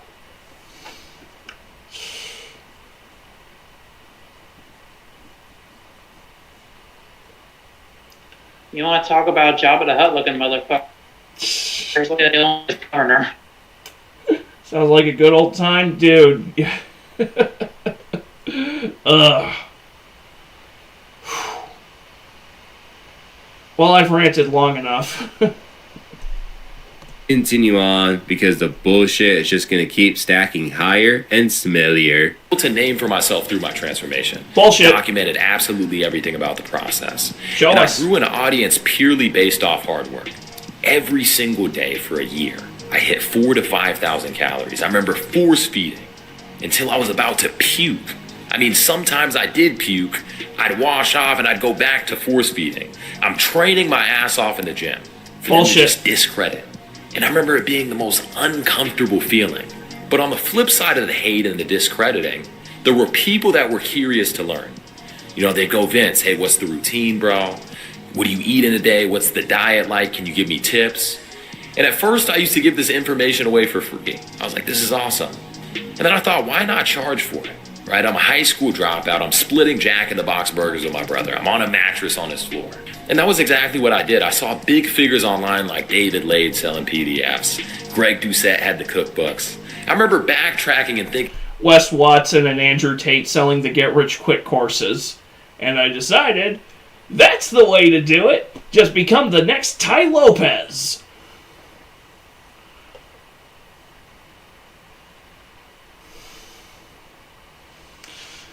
Pretty much. What do you think's the over and under of all those comments being photoshopped or AI generated? Because it wouldn't shock me either way. thinking, how much money are these people making? What if I do something similar? And guys, this was when I dropped my first PDF. Nothing crazy, but for me at the time, this was life-changing, making thousands of dollars every single month. It was a symbol that it was even possible. After all the failed business models everybody told me to try, the day trading, the reselling, the drop shipping, after failing, trying for months, I remember this was like a light bulb moment of like, oh shit, now I know it's possible. And all it took was Wes Watson's cum. Oh, Lord. Yeah, I went there. My first $20 was more important to me than making 8 figures online.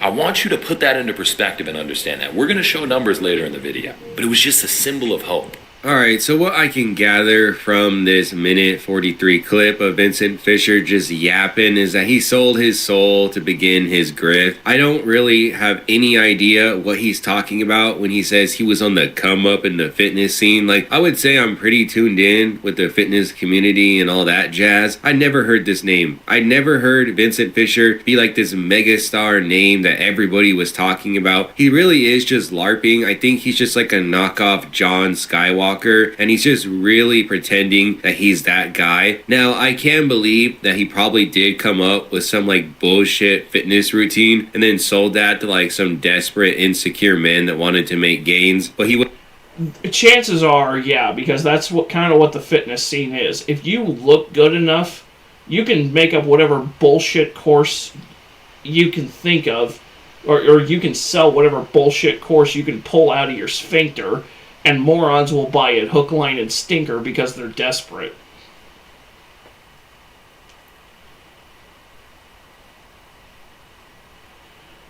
Yeah. Yeah.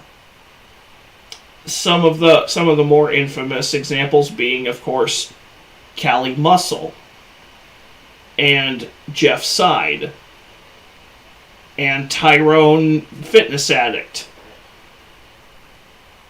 and Mike Chang.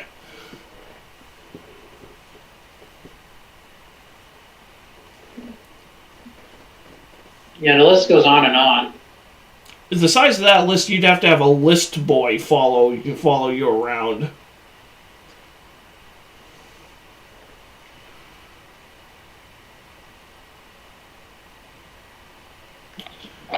I'm sorry, a what follow you around? A list boy.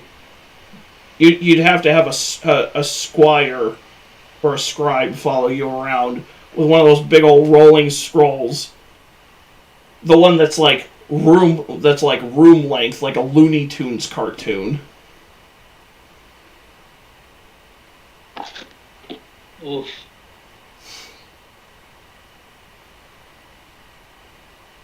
Random Gamer says facts. Yeah, exactly.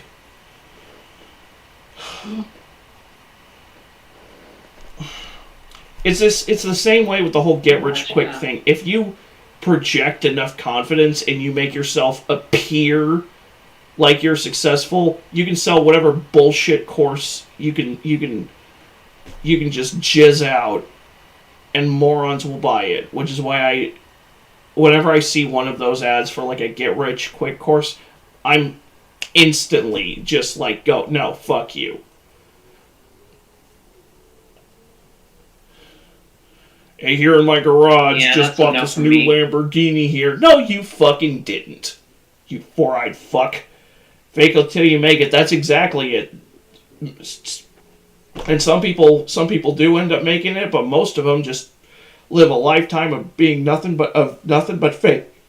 Excuse me, nothing but faking it.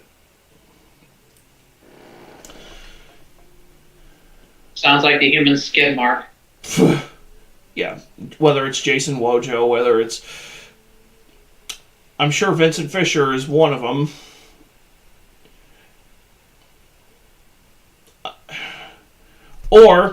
Or the guys who run those $18,000 weekend boot camps where they LARP as drill instructors and where you pay these veterans $18,000 a pop to spend a weekend LARPing as Navy SEALs in BUDS training.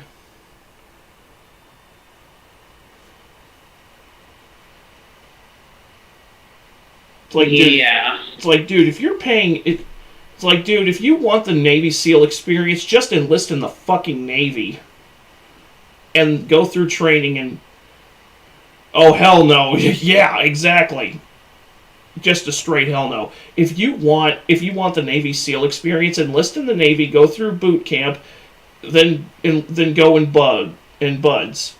Yeah, $18,000 a pop, Random Gamer. That's not even an exaggeration.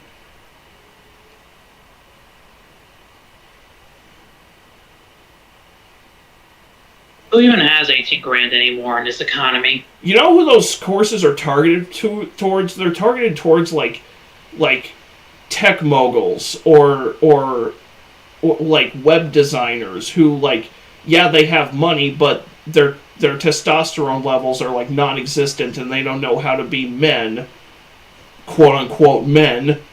So they pay $18,000 to these guys who either never served or never saw deployment overseas, and they're basically, they pay $18,000 a pop to spend a weekend pretending that they're going through BUDS training.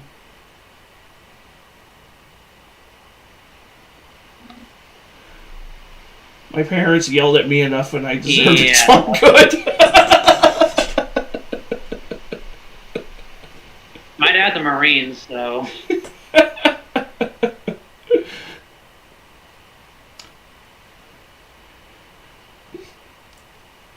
At a certain point, I knew not to fuck around. Yeah, same. Although my dad wasn't a Marine, but my dad used to rent Full Metal Jacket, and he would only watch the first half of it. He would stop the tape right as the boot camp scenes wrapped up.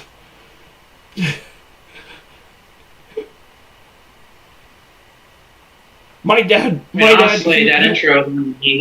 He wasn't a Marine, but he was Arlie Ermy sometimes. Yeah, the intro to that is all you need, honestly.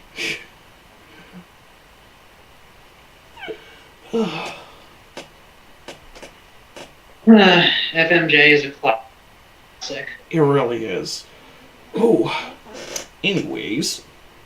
Wasn't telling anybody the truth that he was actually on gear, and I can't really make any sense of these numbers, right? Like $40,000 in like what, 30 days, right? I don't understand it, right? So if we look at the frequency of the PayPals, $20 every so often, right? Let's just be generous, right? Let's say that he got $500 every single day selling these $20 programs, okay? That would be $15,000 in 30 days. That still wouldn't even come fucking close to what he has on there. You know what? Let's be ultra generous. Let's say he made $1,000 a day, right? So in 30 days, he made 30,000. Still not even close. And that is being beyond, that's just being beyond like ridiculous in terms of maybe seeing how many programs he sold. This is just fucking bullshit right off the bat. Now, guys, I didn't just take that money and blow it on designer or anything stupid. Bullshit. I took that money and I reinvested into mentors because the truth is low ticket PDFs was only going to get me so far.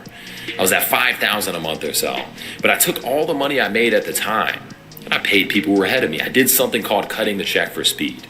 We have Andy Elliott right here, who I ended up paying later on $100,000 for his brotherhood. We have Mike Barron right here. I paid $50,000 to for his inner circle to teach me about sales and systems. Brandon Carter was my first mentor. He introduced me to the online coaching game. Boniface taught me about funnels.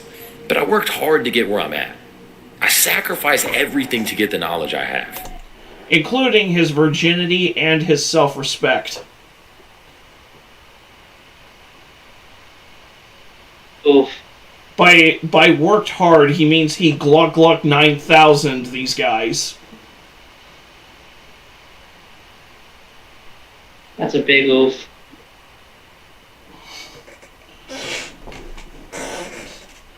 And they basically filled his head with bullshit.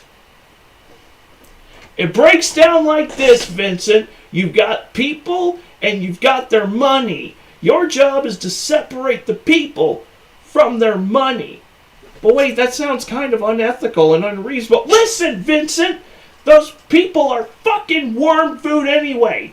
That fucking money runs the fucking planet, you British cigarette! Give me this! What is this? What is this? Fucking soul? You don't need no goddamn soul!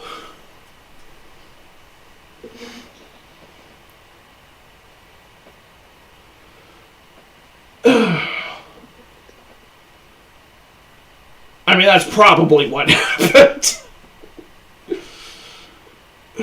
Probably. I am distracted. And it's a reverse flip of exactly what happened with the gym. When I wanted to show these people a symbol of what's possible. When I wanted to uplift them in an aggressive brotherhood type of way. All they did was discredit. And guys, around this time, I moved to Miami. Oh, moving to Miami, right? That's the thing that all these grifter alfalfas do. But before we talk about that, before we delve into that, Miami, where the get rich quick and fitness coaching scene is more crowded than a Japanese subway at 7:45 a.m. Video clip, let's talk about how he decided to pay Andy Elliott to ride his meat. That is just so delusional that Vincent Fisher would pay some gurus shit that you could get from fucking Chat GPT. It is just the weirdest shit ever, right? That these guys, they put on some Gucci glasses, some Gucci panties, and then they decide that they're like the toughest men in the world. Like, what have these guys actually accomplished other than finessing insecure men's money? It's just the weirdest shit. It's just the weirdest shit, man. Like, genuinely, I don't understand like what society we live in. I mean, a lot of it is due to the fact that like money is glorified, like money is just king and it rules the world. That's a sad thing, you know, but it's kind of been like that since the beginning of time. But it is just the weirdest, cringiest, most pathetic bullshit I've ever seen in my life. Oh, wear some Gucci glasses and you're a badass. Get the fuck out of here. Around this time, I moved to Miami, got out of the fitness scene, and you know, for reasons that I've explained on podcasts before, but I'll say here as well. You know, I knew I was no longer natural. What did he say? No, I knew I was no longer natural. I knew that fitness, I didn't have the same passion for it or desire. And I wanted more. I liked helping people. I made six figures with I didn't want to be the sucker. I wanted to be the sucky. online coaching and fitness program. And what really lit my eyes up was helping everybody else make six figures as well. And that was when I started Six Figure Fitness, the group, the community, and the exact company that I run. And everything took off from there, guys. This is my first $100,000 month. Everything changed when I stopped playing small. Now, this is nowhere near where I'm at now, but it's just a symbol of what's possible. I was that nothing bigger than 8 inches long. That same kid, and I'll take you guys back. Skinny, loser, high school dropout, who just wanted to prove to himself what was possible. And a fan favorite on Flagpole Friday.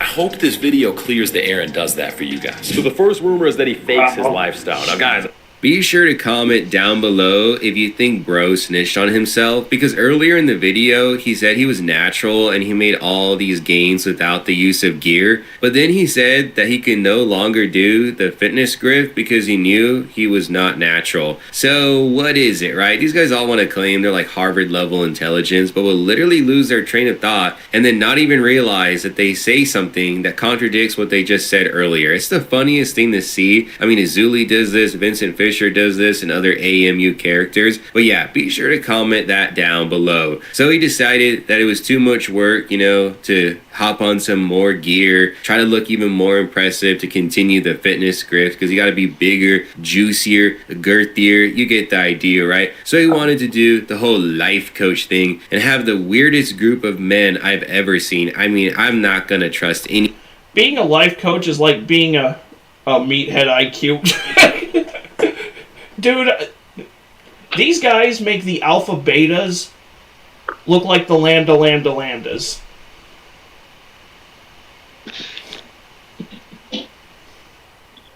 Dude. Yes, I am dropping casual Revenge of the Nerds references. What about it? Funny enough, I've never actually watched the original Revenge of the Nerds from start to finish. I've only ever seen parts of it. But when I was young, my dad had Revenge of the Nerds 2, Nerds in Paradise on tape. And I may or may not have watched that more than once or twice or 20 times.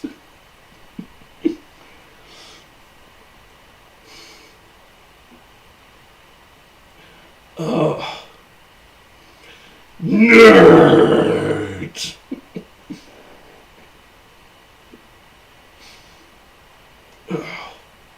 Just bruh. One of my favorite lines in that movie is when the alpha betas are trying to discuss how to get rid of the trilambs. Great moves. Well, like I said, I've only ever seen the second one from start to finish.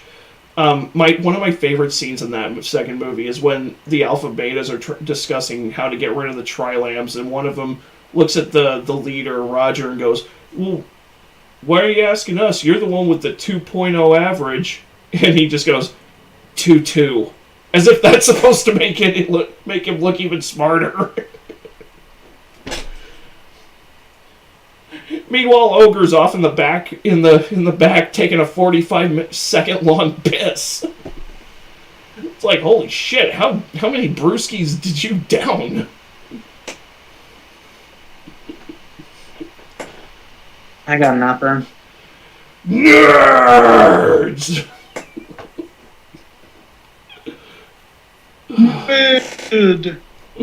Any of those lames with my money. Those guys just look like shady car dealers, right? But you know what?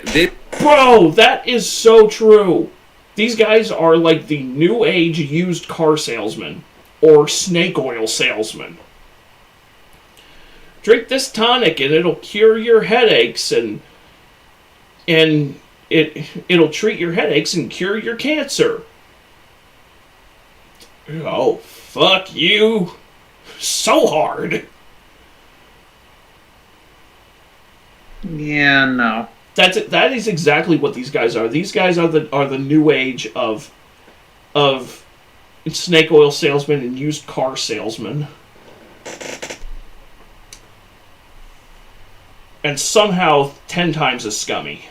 Vincent Fisher, he's basically laid out the origin story, and I really think this is going to be a part 2, because honestly, I can't stomach listening to Broccoli Head anymore. It's going to be like, 14 minutes by the end of this video. I can't do it anymore. I'm going to split it up into a second part. I'm going to vomit if I have to hear a goddamn word from this broccoli burnt ramen head one more time about... I'm fed up with this world. All these lies that we've already dunked on. I mean, he didn't even really show something. Like, he showed like a blurry screenshot, and then he just put some green numbers, green bullshit on the screen, right? Wow, anybody can do that. Wow, we literally live in the age of AI, right? You can just AI everything. That was the dumbest, stupidest, like, most ridiculous evidence I've ever seen to support, oh, I'm like this massive millionaire, gazillionaire, guzzler of the crema, whatever. You know what? I'm losing my fucking mind now at this point. I'm just yapping. I'll catch you guys in a future video. The thing is, he's not counting on any of his audience to be that internet savvy enough to realize that he could easily just fake that shit. Because he assumes everybody who he assumes his target demographic is either just as retarded as him or desperate enough to completely ignore their common sense.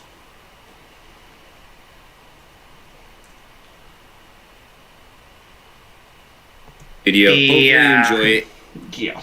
If you're new, then be sure to smash that subscribe button and swing on by the Bubba Discord. Till the next AMU episode. Later.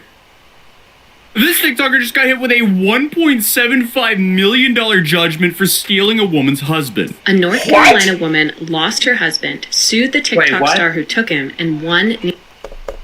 Let's hear that again. This TikToker just got hit with a $1.75 million judgment for stealing a woman's husband. A North Carolina woman lost her husband, sued the TikTok star who took him, and won nearly $2 million. How is this real? And... Is this the real life? Is this just fantasy? Caught in a landslide, no escape from reality. I did not know you could sue for adultery. That's, noted. And honestly, kind of based. Wait, what? Yeah.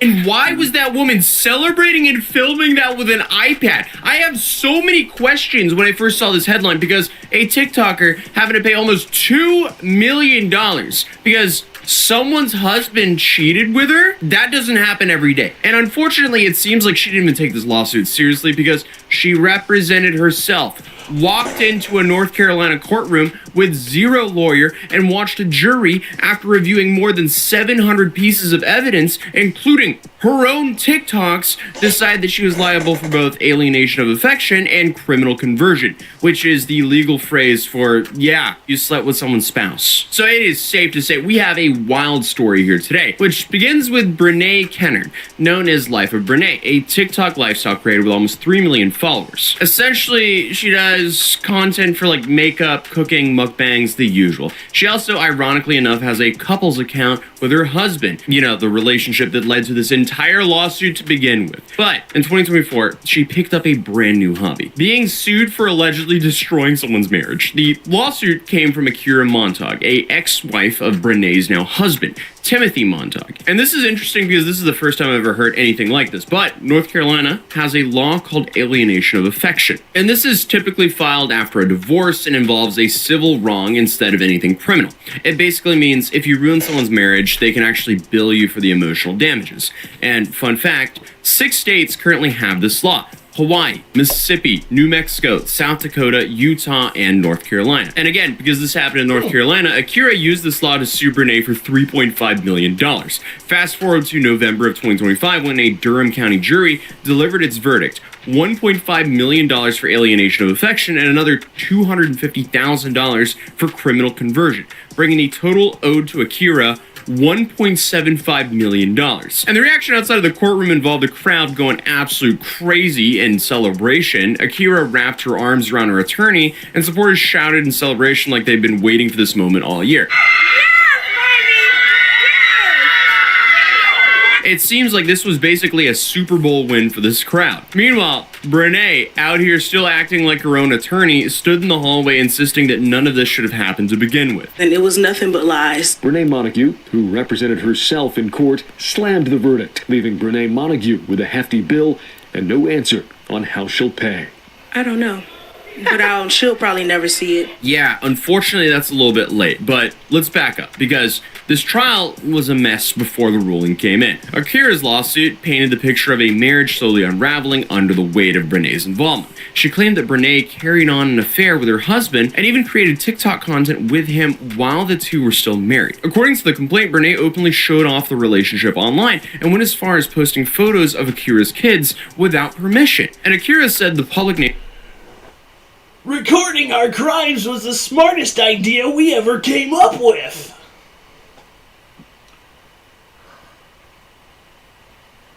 Hey. Oh. Woo.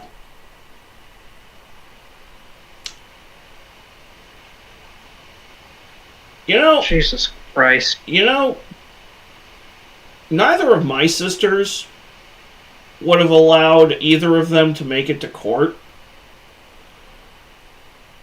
Just saying. Wait, what? Neither of my sisters would have allowed them to make it to court. Exactly, like fools on Instagram Live robbing each other. Dude! Or IRL streamers on Kick just engaging in public nuisance behavior.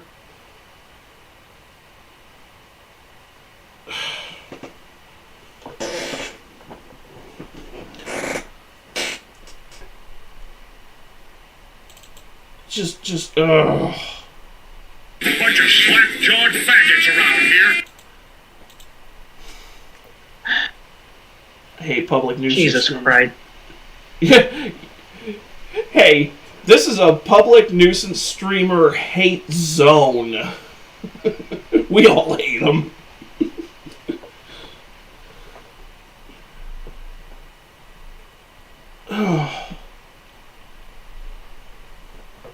That's kind of the normal around here. We just hate stupid people.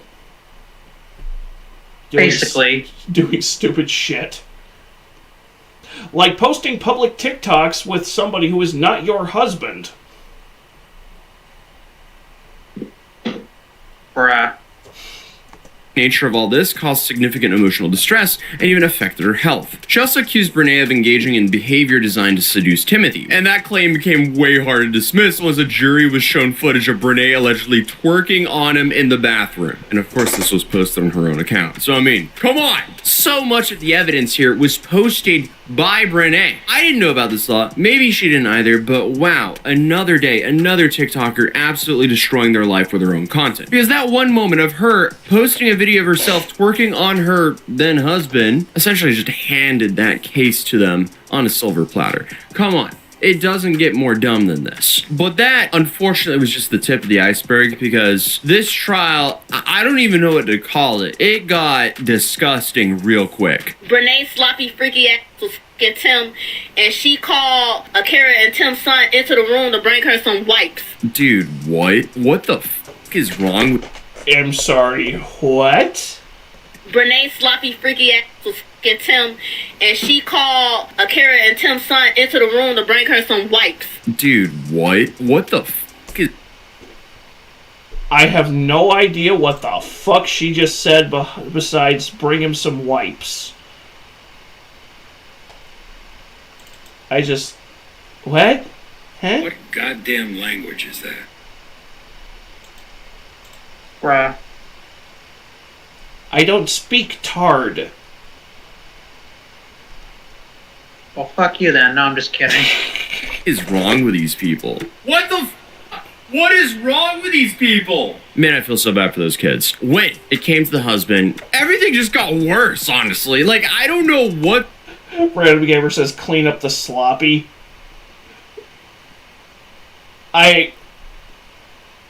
Was she drooling or something? Is that what that translates to? Is what she meant. Wipe up the bean juice.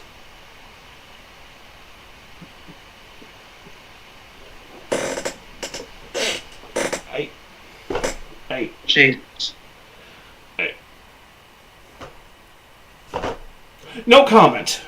What's wrong with these people? So, Timothy, who the husband, or ex-husband, he just decided that being way too honest and sharing way too much detail was the way to go, even if it made him look terrible. Because on the stand, he told the court that he never loved Akira, and their marriage felt more like they were just roommates. He then explained that he proposed with the cheapest ring that he could find and admitted that he only got married because they needed a place to live, and he had 60 days to tie the knot in order to qualify for housing. Again, what is wrong with these people? What is wrong with these people? Number one, that is absolutely diabolical. Number two, even if that is true, he could have simply said, hey, the relationship didn't work out. Because that's not lying. Why is he sharing this to the public? But then came Brené's ex-husband, Devin Mayo, who added even more to the case. He testified that he heard Brené and Timothy rekindling their romance back in December of 2023, even though that he and Brené were still married at the time. Just like, well, what's your definition of rekindle? Because mind you, the conversation at hand is about when he woke up at about 3 a.m., how he overheard them talking about rekindling. So she like, what's your definition of rekindling? And Devin was like, getting back together. She asked again. He said, yeah. She asked if he heard them hunching multiple times and why he ain't say nothing. And Devin was like, listen, I wasn't trying to whoop your ass. All right, he ain't say that, y'all, but he basically was just like, I wasn't confrontational and it's my first relationship, so I didn't know if I was tripping or not. You know what I'm saying? So both of these... Translation, homie didn't know if he was supposed to choke a bitch or not. Bruh. Is Wayne Brady gonna have to choke a bitch?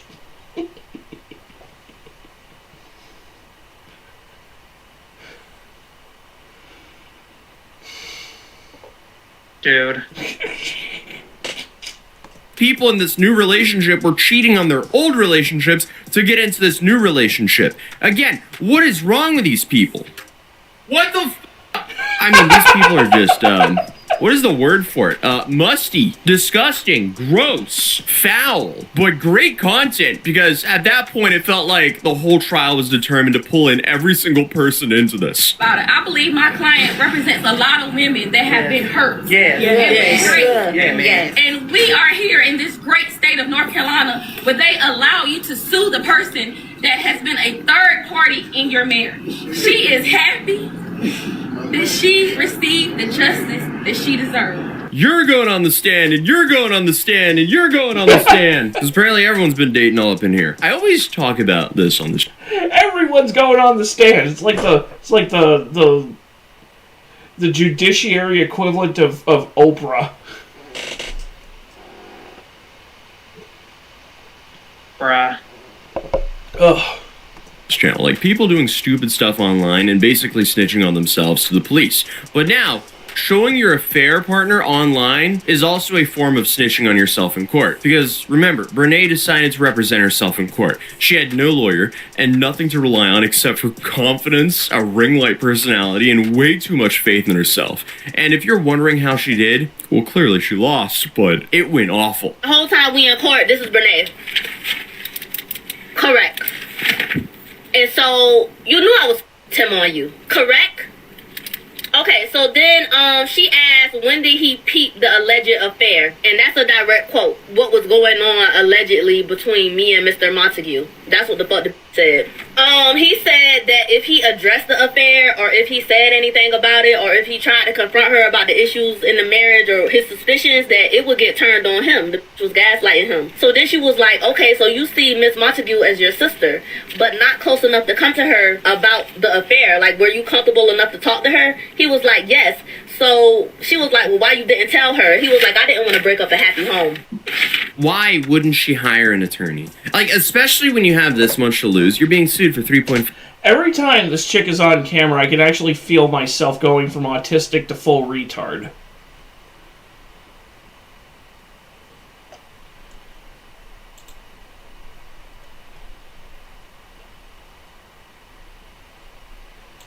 Yeah. You went full retard, man. Never go full retard.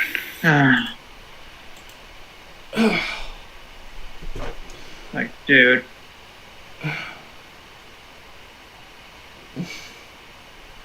Never go full retard, that's right. You don't believe that? Just ask Sean Penn, 2001, I am Sam. Went full retard, went home empty-handed.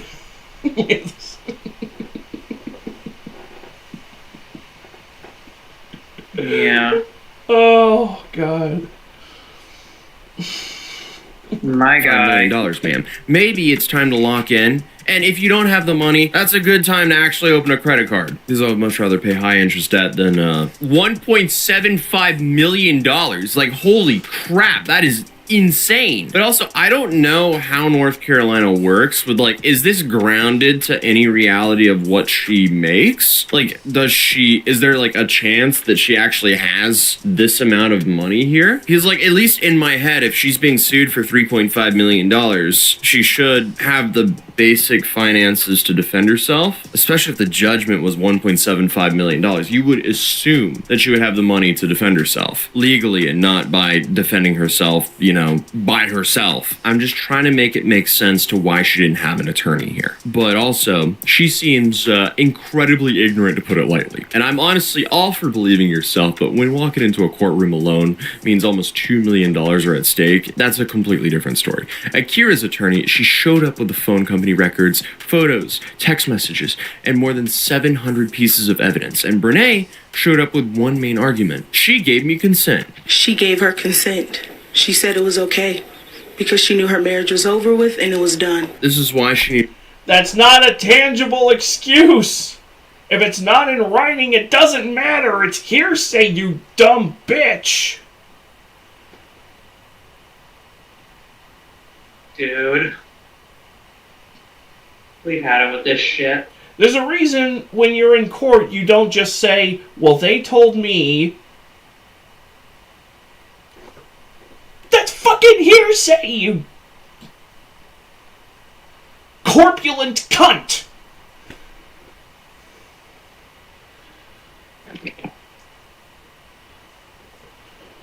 Like, dude. Need an attorney. She needed an attorney to try to, remove most of that evidence. They needed to get that evidence dismissed. Between this broad and the chick who tried to represent herself in court through tarot card readings. Dude, I forgot about the TikTok psychic. I'm starting to notice a pattern, and that pattern is TikTok is a breeding ground for retards. You're just now figuring that out? Oh, I've known that for a long time.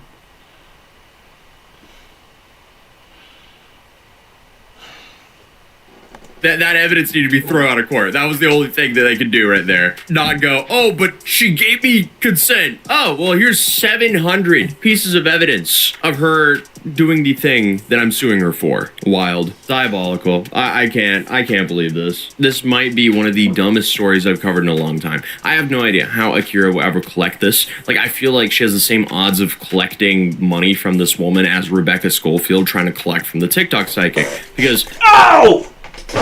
Oh! What did I just fucking reference?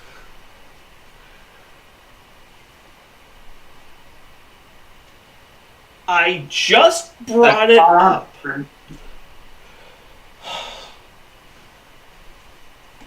I just fucking brought it up too. Oh my god.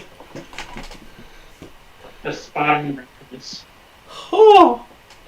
I don't think that she's getting her money either. But alienation of affection is a law that requires a few things to reprove it. That the marriage was loving, that the love was destroyed, and that a third person caused the damage.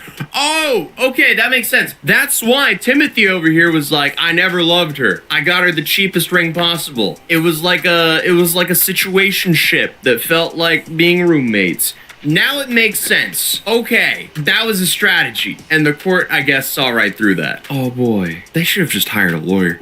What is wrong with these people? But that's one of the charges, and unfortunately, criminal conversion is even simpler. It just means that you slept with someone else's spouse. Period. North Carolina, again, is one of those few states that still use these laws, and they enforce them like it's high-stakes competition. This whole situation is kind of the story that makes you rethink every soft launch of a relationship on social media. TLDR, even if you're not in these 6 states, don't cheat on your spouse, and don't knowingly help someone cheat with you. How do you, I'm trying to think that one through. How do you describe that? Don't knowingly let someone else cheat on their spouse with you. That's what I'm trying to say. Especially if you're in one of those 6 states that I mentioned earlier, because you will get absolutely tactical nuked by the legal system if you do so. But more than anything, though, this case is just a perfect example of how influencer culture creates its own paper trail. Because I guess you could lie on TikTok, Instagram, and live streams, but screenshots, call logs, and your own videos do not lie. So that's the $1.75 million saga of life for Brene. But please let me know what you think. Should alienation lawsuits still exist? That'll be interesting to read through in the comments later.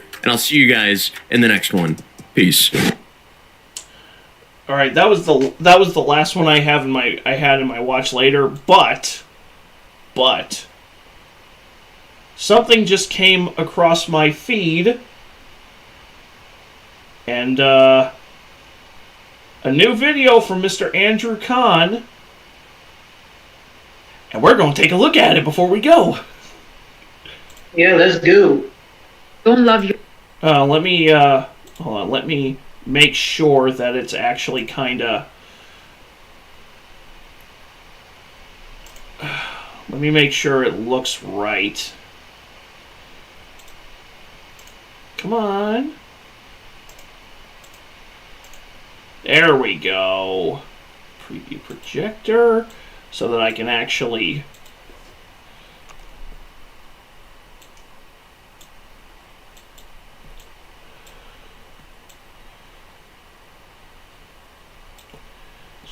Just to take all the noise out of the screen and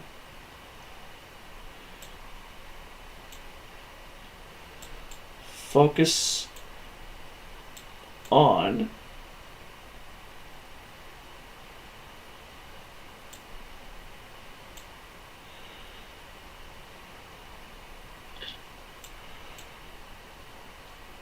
get that nice and okay. Now it looks good. We are good to run it. A new video from Mr. Andrew Kahn. The school system failed her. I don't know who this chick is.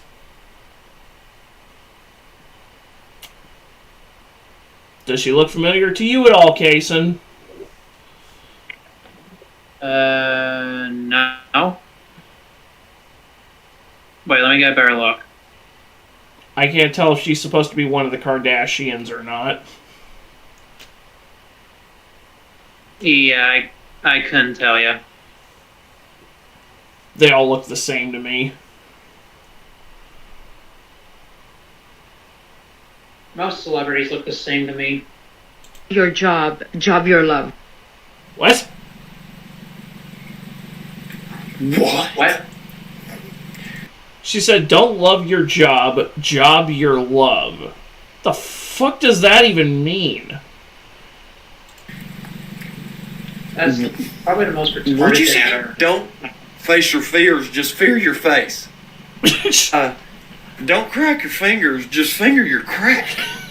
Don't have a fear of dying, just die in fear.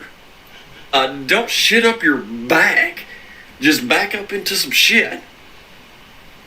just because you say the shit forward and then backwards, that don't mean nothing. Okay? Like, what are you talking about? You didn't do nothing but confuse all of us. What? Like, she really thought she said some shit, but really, all she said made me confused. Like, she done thought she cooked. Like, she done thought she had a A plus on the day, or to her a plus A or whatever. The school system's failing us or something, or it failed her for sure. Okay, I don't know what is going on here, but if I sit and listen to it one more time, I'm liable to get 2 headaches. Or headaches too, I don't know.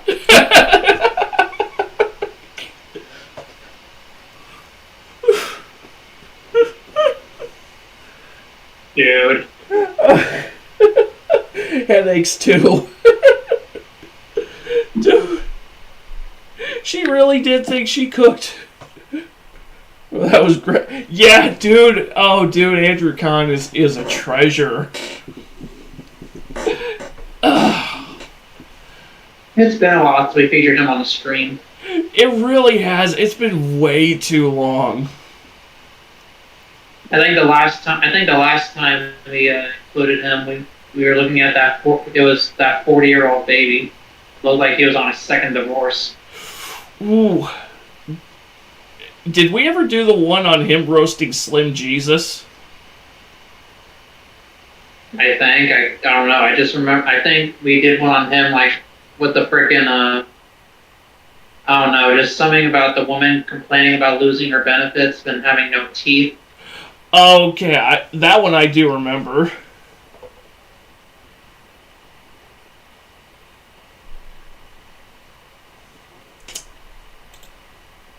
I suddenly just want to rewatch his Slim Jesus roast.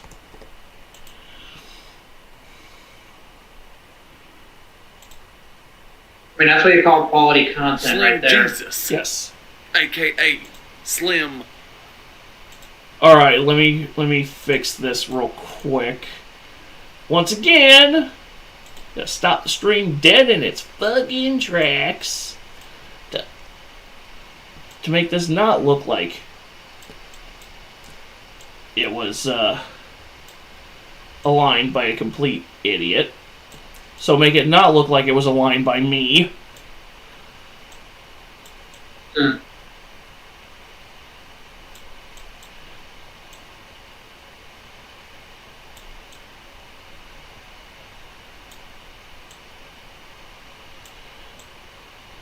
And I make no apologies for using the Ed, Edd n Eddy cul-de-sac for my background, because that show was my shit growing up.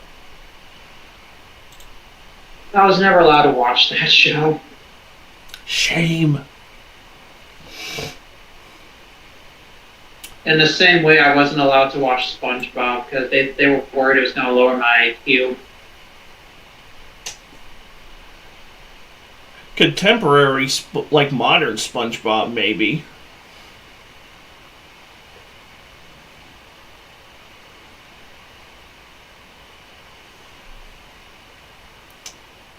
I already told you about the time I was banned from reading Captain Underpants books because of a joke my grandparents couldn't handle. Old people are weird. Said with love. Watched SpongeBob until the 8th grade, but at I was on that shit every day, bro. That was my show.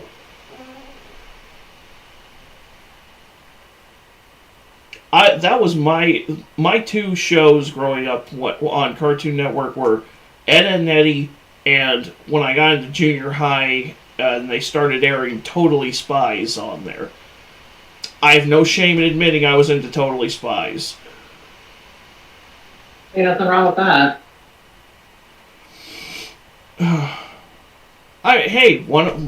My three biggest shows on Disney Channel were Even Stevens, Lizzie McGuire, and Kim Possible. Kim Possible was the shit back in the 2000s. Yeah, and fuck that Disney Channel movie. Refer to our last stream because we're not going over that shit again. Yeah. Yeah. So. Slim Jesus, aka Slim Jesus, I'm thin. Tell me why this boy looks like he's got the Benjamin Button disease.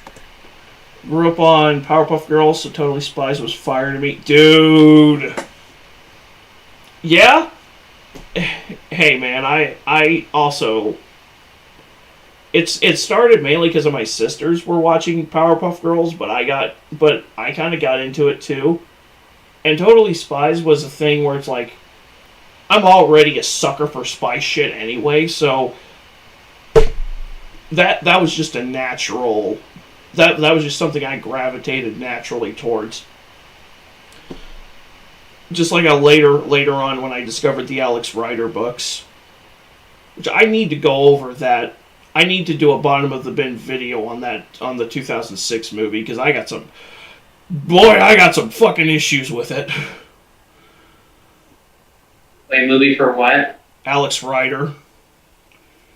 Oh yeah, I believe we mentioned that last week. Yeah, I don't know if it's on Tubi right now, and I don't care to look at this particular point in time. Yeah, that's, we're not into that. Not at this point in time right now. Every time I see his ass just keeps getting small. He isn't lying about Slim Jesus looking like he's got the Benjamin Button disease, though. The Benjamin Button disease. Remember that one guy who you roasted with the guy who just went, bro. Oh, the dude who looked like Ryan Seacrest and Justin Timberlake had a butt baby that grew up to be a Jehovah's Witness. To put it mildly, yes. The guy who looked like one of Professor Sprout's mandrakes got loose. Oh man, Lily laughed her ass off at that reference. That was all I could think of when I was looking right at him. I'm like, what the? Because I haven't watched Harry Potter in a long ass time. I was like, what the hell were those weird plant baby things from the second Harry Potter movies? Like, and I literally had to Google. It was like, oh, they were mandrakes. Okay. Yeah, there are a lot of instances where Harry Potter gave me nightmares. There really is a lot. Those movies are filled to the brim with nightmare fuel. Especially the fucking Arab godhead they were talking to. That always freaked me the hell out. Ugh. You know, it looked like an actual fucking spider. I'm just gonna say it up front, I refuse to watch the HBO Max adaptation. Fuck that. Fuck all of it. It's not, I don't even think it's out yet. No, it's still in production, but I'm really over this wave of just monetizing nostalgia. It's like, do you guys not want Gen Z to have their own shit?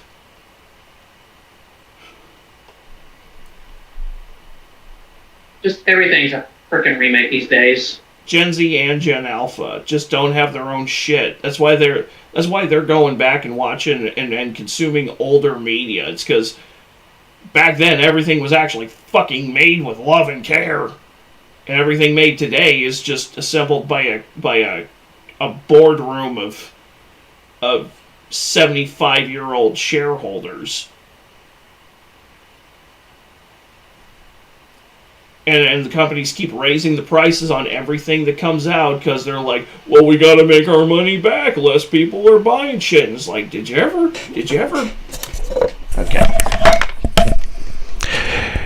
Did you cum guzzlers ever stop to consider that maybe people are buying less shit because it's getting too fucking expensive?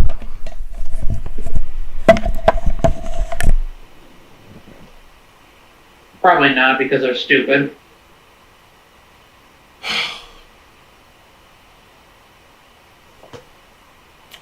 I apologize to anybody who was watching that with headphones in. It's okay. I already got on your infection. Oh, that makes me so mad. Moving on.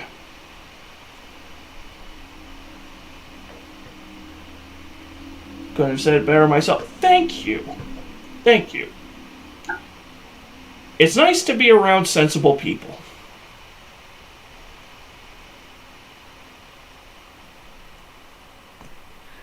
Every time I see his ass just keeps getting smaller and smaller. Like, damn it, boy, you got the body of a 12-year-old schoolgirl. Bet he shows up to the studio with a Power Rangers lunchbox talking about it's metamorphin time. You look like a walking tampon. Slim Jesus likes to rap about killing people. Motherfucker, you need to kill a fried bologna sandwich with cheese. Right before one of his music videos, it says anything that's illegal or fake is just a prop in this video. That's why his ass is in the video. Oh, fake ass thug gangster sumbitch. You're the first gangster in the world that weighs 96.5 pounds. One of his shows, his ass got the mic snatched right out of his hands by a motherfucker in a Marlboro red t-shirt. Talking about, fuck this shit. Support real hip-hop. He looked back like he was so scared. Motherfucker, where was Frank Block when this shit was happening? If you scared, you can get in my pocket. Somebody in an interview said, you kind of look like Eminem. If Eminem maybe fucked a crack whore in 1997, maybe. Maybe. Your ass needs to change your rap name from Slim Jesus to Slim Jim. His video. Oh. Snap into a beefy, spicy Slim Jim. Oh, yeah. Bruh. Dude, Randy Savage's Slim Jim commercials are fucking amazing.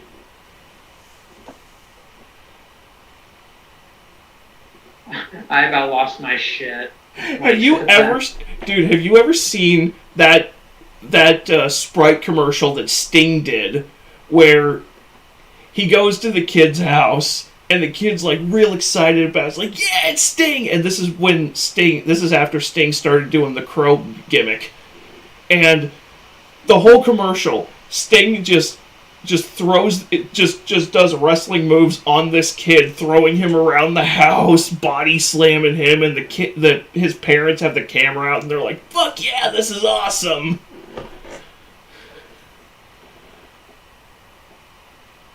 Yeah, I remember thinking, your parents are dicks, bud. Dude, commercials used to be fun and awesome.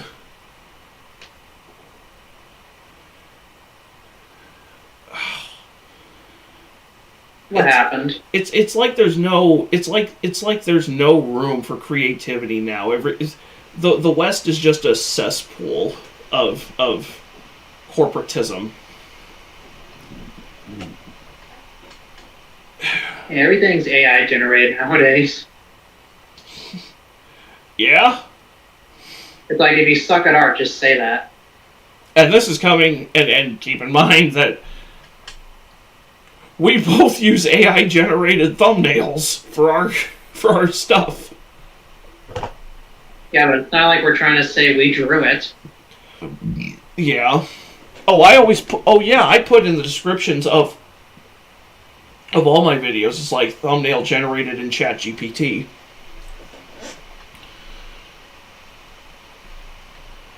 Right. Call it honesty, Buggin. Anyways. He likes to wear that fucking watch. Like, he had to get that watch at the Baby Gap. Big watch. Slim Jesus, the Slim Jim. His videos, he likes to wear that fucking watch. Like, he had to get that watch at the Baby Gap. Bet that motherfucker has at least 3 onesies that he can fit in. Slim Jesus did a show in Kentucky here recently, my home state. A whole fucking 30 people showed up. Motherfucker, you ballin' out here. The level of this fuckboy is real out here. I bet you that motherfucker's gonna end up with that little cash me outside girl. Speaking of this little bitch, Bet by the time that she's 18 years old, her ass is gonna end up on a casting couch on Pornhub. Title's gonna say, "Cash me inside that ass." Mom's gonna be sitting in the background in that fucking fur coat talking about, "These is gonna be the highest ratings that this casting couch has ever seen. This casting couch wouldn't shit before my little girl got here." And bitch, if you don't take that fucking Dollar General fur coat back to fucking Goodwill, get your money back and invest in some parenting classes, your ass needs your teeth smacked. Get that fucking Hershey Kiss caramel aluminum foil off your damn little girl's teeth. 13 gotta grow fucking goddamn. I love how it's not Dollar General, it's Dollar Gentral.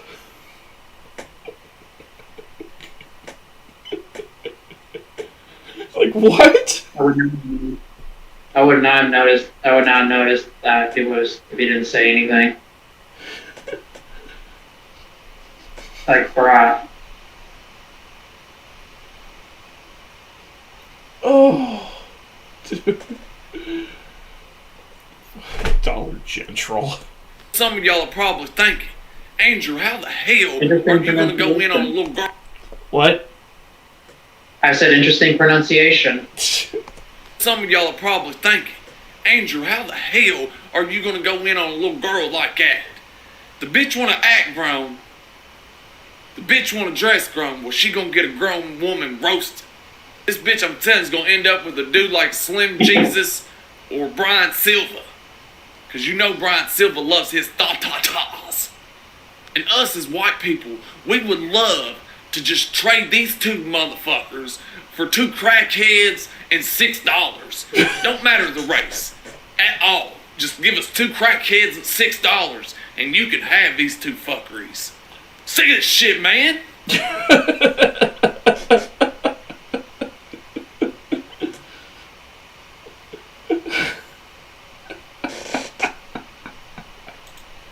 Oh.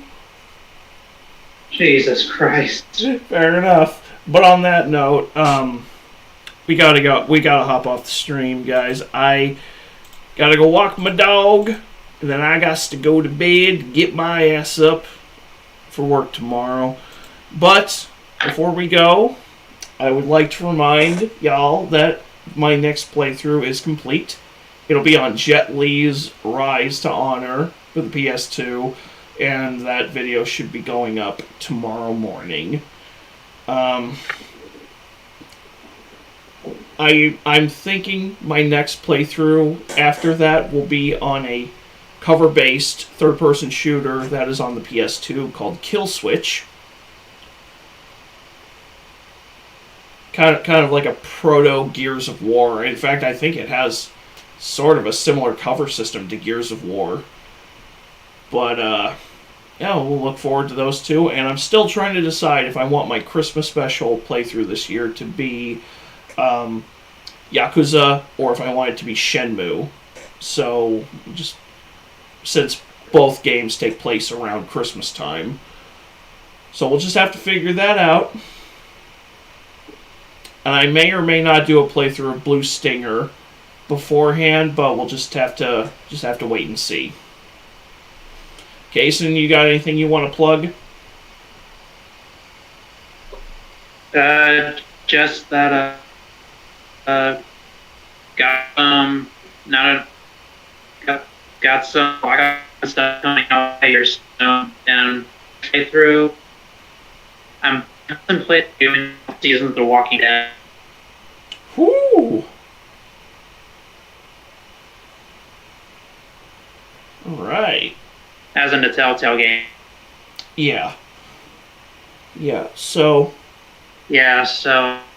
definitely intend to do one more Vampire TV. That'd be great. You've been cutting in and out.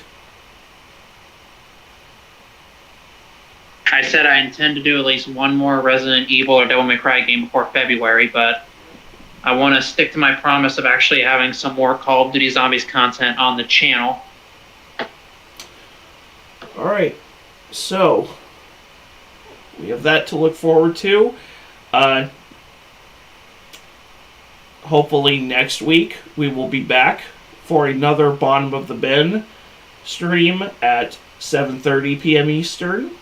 We'll just have to look through my schedule, and we'll have to settle on the movie. But I am strongly leaning towards the Solomon Kane movie with James Purefoy, and so we'll just see. Till then, thank you guys so much for watching, and enjoy your Thanksgiving. And we'll catch you later. Hell yeah. Take care.